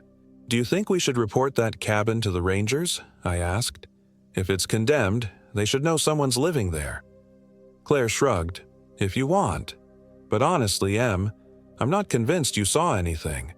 That place was creepy, sure, but that doesn't mean it was haunted. I didn't say it was haunted, I protested, though the word had crossed my mind. You didn't have to.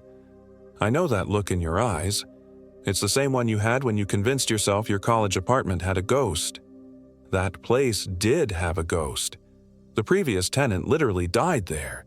Claire rolled her eyes. He had a heart attack in the hospital. He never died in your apartment. We bickered good-naturedly for a while, the familiar routine helping to dispel the unease that had settled over me. By the time we reached Cedar Creek, the sun was low on the horizon, casting long shadows across the landscape. The Cedar Creek camping area was beautiful. A grassy clearing surrounded by towering pines, with the creek itself running along one edge. Several designated camping spots were scattered throughout, though we appeared to be the only people there. Perfect, Claire said, dropping her pack. Let's set up before it gets dark. We worked quickly, pitching our tent and gathering wood for a fire. As twilight deepened, we sat by the crackling flames, eating freeze-dried pasta and planning the next day's hike. If we follow the creek upstream tomorrow, Claire said, tracing the route on her map, we can loop back around to the main trail and be back at the car by late afternoon. I nodded, but I was distracted. Since arriving at the campsite, I'd had the persistent feeling that we weren't alone. Every so often I would catch a glimpse of movement out of the corner of my eye, only to find nothing there when I turned to look. I'm going to fill our water bottles, I said, standing up. Want me to come with you? No, it's fine. I'll just be a minute. I grabbed our bottles and made my way to the creek. The water was clear and cold, rushing over smooth stones. As I knelt to fill the first bottle, I noticed something odd. A pattern of small stones arranged in a perfect circle on the creek bank, with what looked like a crude stick figure in the center. I picked up the stick figure. It was made of twigs bound together with some kind of plant fiber, with a small stone for a head. Something about it made me deeply uncomfortable. A twig snapped behind me. I whirled around, nearly dropping the water bottles. A man stood at the edge of the trees, watching me. He was tall and lean, dressed in faded jeans and a flannel shirt, with a beard that hadn't been trimmed in months. In the deepening twilight, his features were shadowy, but I could see that he was older, perhaps in his 50s, with deep-set eyes that reflected the dying light. "You shouldn't be here," he said, his voice rough as if rarely used. I took a step back, my feet squelching in the mud of the creek bank. "We have permits. This is a designated camping area." The man shook his head slowly. "Not tonight. Not this place." He gestured vaguely toward the darkening forest. "They're restless tonight."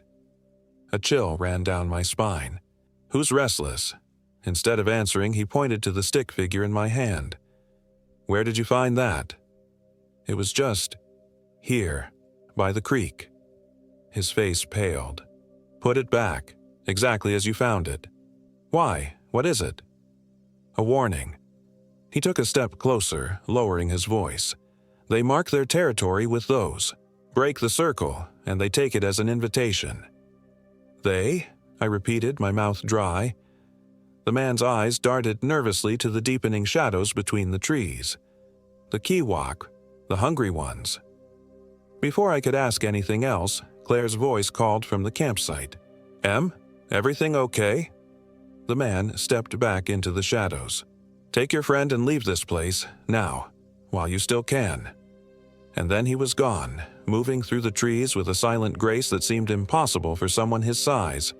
I stood frozen for a moment, then hastily replaced the stick figure in its circle of stones, exactly as I'd found it. With shaking hands, I filled the water bottles and hurried back to the campfire. You took your time, Claire said, not looking up from her map. There was a man, I said, sitting down heavily on a log. In the woods. He told us we need to leave. That got her attention. What? What man? I described the encounter, the stick figure, the warning about the Kiwak. With each detail, Claire's expression grew more skeptical. Em, this is public land. He can't tell us to leave. He's probably just some local trying to scare tourists away from his favorite fishing spot. You didn't see him, Claire. He was terrified. Of what? Some made-up folklore monster? She shook her head. We're not packing up in the dark because some weirdo in the woods spooked you. I knew she was right, logically at least. Hiking out now, in the gathering darkness, would be far more dangerous than whatever imagined threat the man had warned about. Still, I couldn't shake the fear that had taken root in my chest. Fine, I conceded. But first thing in the morning, we're out of here. Claire agreed to that compromise, and we finished our dinner in silence. As the night deepened, the forest came alive with sounds, the hooting of owls, the chirping of insects, the occasional rustle in the underbrush. Normal night sounds, I told myself. Nothing to be afraid of. We doused the fire and retreated to our tent just after 10. Despite my unease, exhaustion from the day's hike soon pulled me towards sleep. The last thing I remember before drifting off was Claire's soft snoring beside me and the gentle babble of the creek outside. I woke to silence. Complete, absolute silence. No creek sounds, no insects, no wind in the trees, nothing. The tent was dark, but a faint glow filtered through the fabric. Moonlight, I assumed. Claire was still asleep beside me, her breathing the only sound in the unnatural quiet. Something was wrong. Very wrong. I sat up slowly, my heart beginning to pound. The silence pressed against my ears like a physical weight. I reached for my phone to check the time, 3:27 a.m., and then I heard it. A soft, shuffling sound outside the tent, something moving stealthily through the grass. I held my breath, straining to listen. The shuffling stopped directly outside the tent wall, inches from my head. There was a pause, and then a soft sniffing sound, like an animal catching a scent. But it wasn't an animal. I knew that with a bone-deep certainty that defied rational explanation. "Claire," I whispered, as quietly as I could. "Wake up." She didn't stir. The sniffing continued, moving slowly around the perimeter of the tent.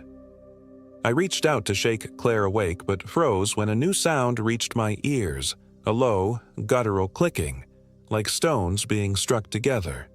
It had a pattern to it, almost like speech. Click, click, pause. Click, click, click, pause. Click. Whatever was outside moved to the front of the tent.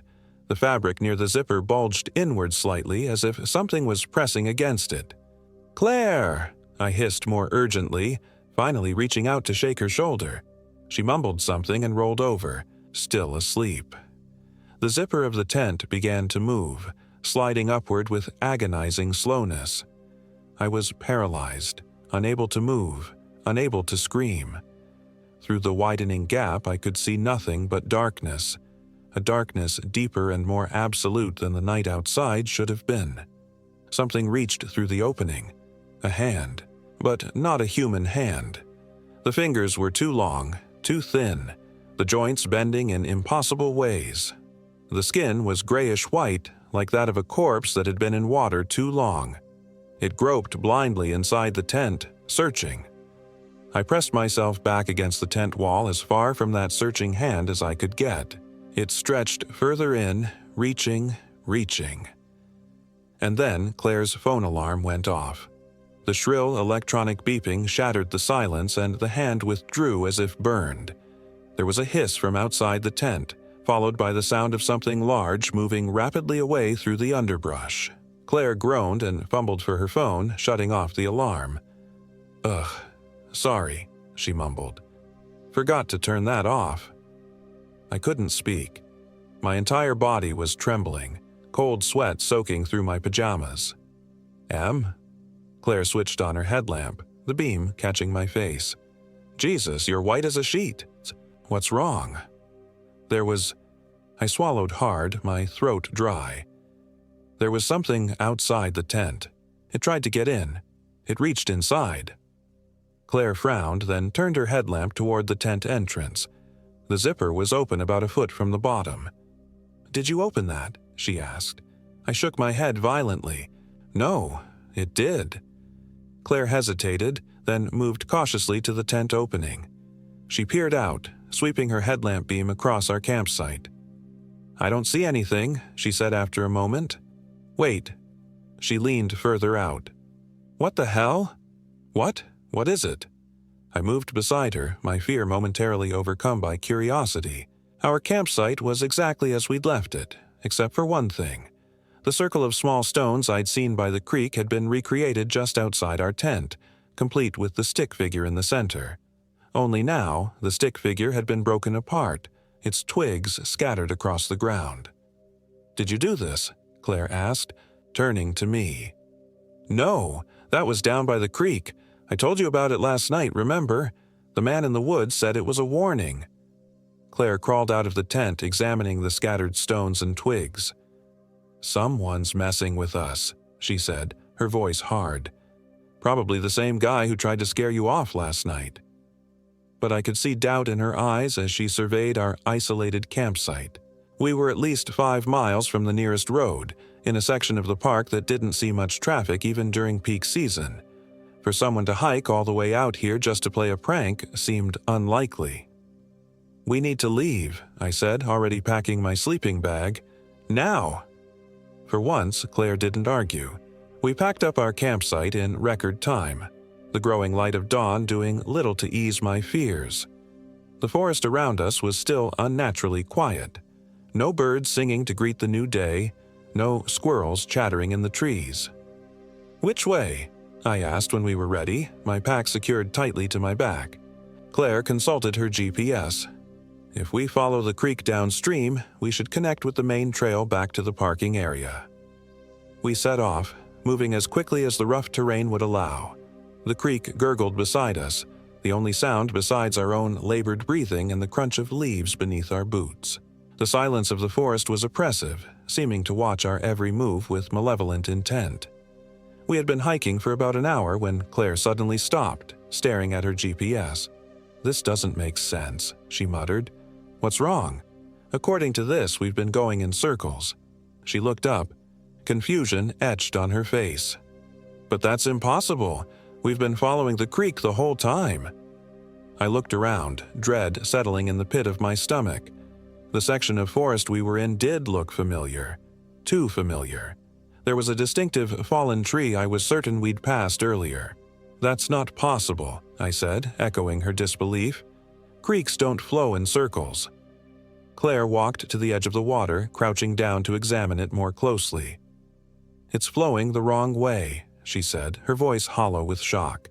"It was flowing that way before." She pointed upstream. "Now it's coming from the other direction." I felt cold all over, a chill that had nothing to do with the morning air. "That's not possible," I repeated numbly. Claire stood up, her face pale. "Let's forget the creek. We'll use the compass." She pulled it from her pack, but her expression quickly turned to one of confusion. This can't be right either. I looked over her shoulder. The compass needle was spinning wildly, unable to find north. "What the hell is going on?" Claire whispered. A twig snapped loudly in the forest to our right. We both turned sharply toward the sound. A figure stood about 50 yards away, partially hidden by a large oak tree. It was tall, unnaturally so, its limbs too long and thin for its body. Its skin was the color of mushrooms that grow in dark places, a sickly, grayish white. But it was the face that made my blood run cold, noseless with a wide slash of a mouth and eyes like black pits in the pale flesh. "Don't move," Claire breathed, her hand gripping my arm so tightly it hurt. The creature's head tilted to one side, an angle too severe to be natural. It seemed to be listening. Slowly, with deliberate care, Claire reached into her pocket and withdrew her phone. The creature's head snapped toward the movement, though I could have sworn its eyes were still fixed on me. Claire raised the phone and a bright camera flash illuminated the forest. The creature recoiled, a high-pitched keening sound escaping from its lipless mouth. It retreated further behind the tree, only parts of its elongated limbs still visible. "Run," Claire said, her voice remarkably steady. "Now." We ran. Branches whipped at our faces, roots threatened to trip us, but we didn't slow down. I had no idea if we were heading in the right direction. Away from the creature was the only direction that mattered. The forest blurred around us, trees seeming to shift and move in ways that trees shouldn't. More than once I could have sworn the same distinctive rock or fallen log appeared in our path, as if the forest itself was looping back on us, trying to keep us trapped. And all the while, I could feel it behind us. Not pursuing, not yet, but watching. Waiting.